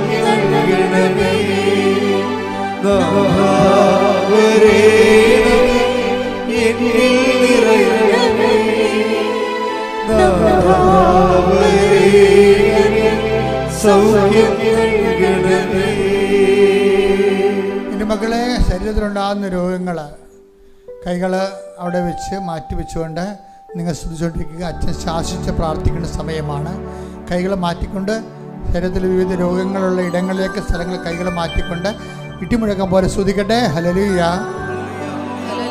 എൻ്റെ കർത്താവിൻ്റെ ഉന്നതമായ നാമത്തിലെ സഭയുടെ അധികാരത്തിലെ ദൈവത്തിൻ്റെ ശക്തിയായ 39 വർഷം ഞാൻ അർപ്പിച്ച കൃപാന്റെ യോഗ്യതയാൽ കൃപാസ്ഥാനത്താറെ ജീവനോടെ പ്രത്യക്ഷപ്പെട്ട പരിശുദ്ധയുടെ മാധ്യസ്ഥത്തിൽ ഈ അൾത്താരയിൽ നടന്ന 10,000-കണക്കിന് ആരാധന ശക്തിയാൽ നമ്മൾ കഴിഞ്ഞ ദിവസങ്ങൾ നടത്തിയ ലക്ഷക്കണക്കിന് ജപമാലയുടെ ശക്തിയാൽ മാരക രോഗങ്ങൾ, തീരാവേദികൾ, ജീവിത ദുരിതങ്ങൾ, നീ ദൈവപൈതരെ ഇന്ന് അനുഭവിക്കുന്ന എല്ലാവിധ ഭൗതികവും ആത്മീയവുമായ ജീവിത ദുരിതങ്ങൾ, തടസ്സങ്ങൾ, രോഗങ്ങൾ യേശു ക്രിസ്തുവിന്റെ നാമത്തിൽ മാറിപ്പോകട്ടെ. ശ്രുതികട്ടെ.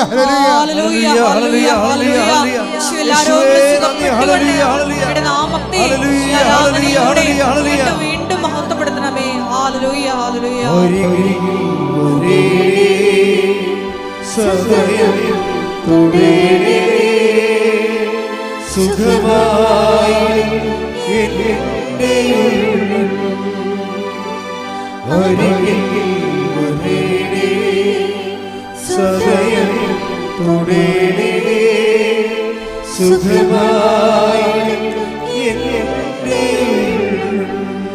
ഉറ്റനിക്കുക മക്കളെ, എഴുന്നുകൊണ്ട് ഇപ്പോഴും മൗനമായി പ്രാർത്ഥിക്കുക. നമ്മൾ ഇത്രയും നേരം 2 മണിക്കൂറോളം കർത്താവിനെ കേട്ടുകൊണ്ടിരിക്കുകയെന്ന് ഓർക്കണം.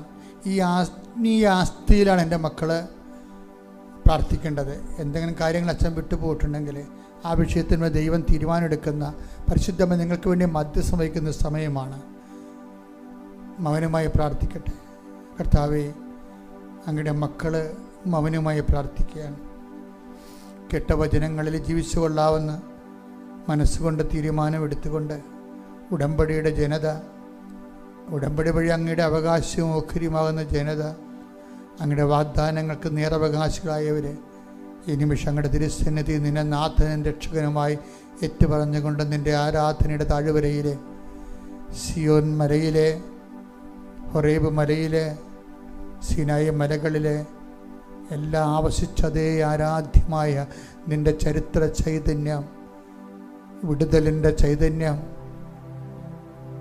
അങ്ങയുടെ മക്കളിലേക്ക് ആവശ്യിക്കട്ടെ എന്ന് പ്രാർത്ഥിക്കുന്നു. കാറ്റായി, കടലായി അങ്ങയുടെ ശക്തി മക്കളിലേക്ക് ആവശ്യിക്കട്ടെ എന്ന് പ്രാർത്ഥിക്കുന്നു. ഞങ്ങളുടെ പിതാക്കന്മാരെ മരുഭൂമിയിലെ പകൽ മേഘസ്തംഭവും രാത്രി തീത്തൂണുമായി നയിച്ച ദൈവത്തിൻ്റെ ചൈതന്യം ഈ നിമിഷം യേശുക്രിസ്തുവിന്റെ നാമത്തിൽ കൃപാസ്ഥാനത്താറ് ജീവനോടെ പ്രത്യക്ഷപ്പെട്ട പരിശുദ്ധ അമ്മയുടെ മധ്യസ്ഥതയിൽ നിങ്ങൾക്ക് ആവശ്യിക്കട്ടെ. നിങ്ങളുടെ മാർഗ തടസ്സങ്ങൾ, ജീവിത ദുരിതങ്ങൾ, രോഗങ്ങൾ ഈ നിമിഷം യേശുക്രിസ്തു നാമം നീങ്ങിപ്പോകട്ടെ. സ്തുതിക്കട്ടെ. ഹല്ലേലൂയ.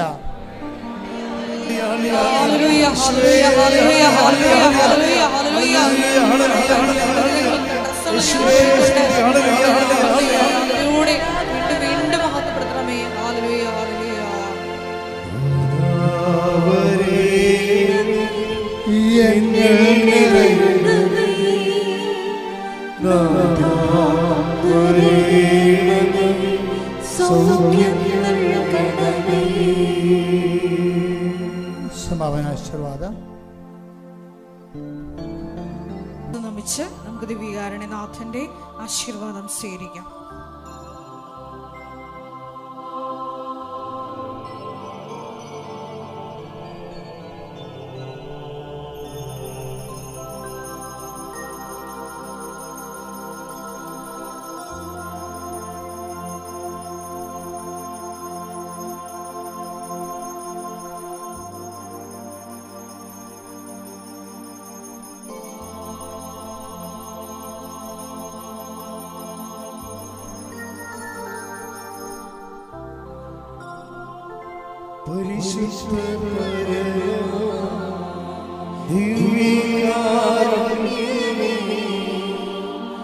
ഇന്നും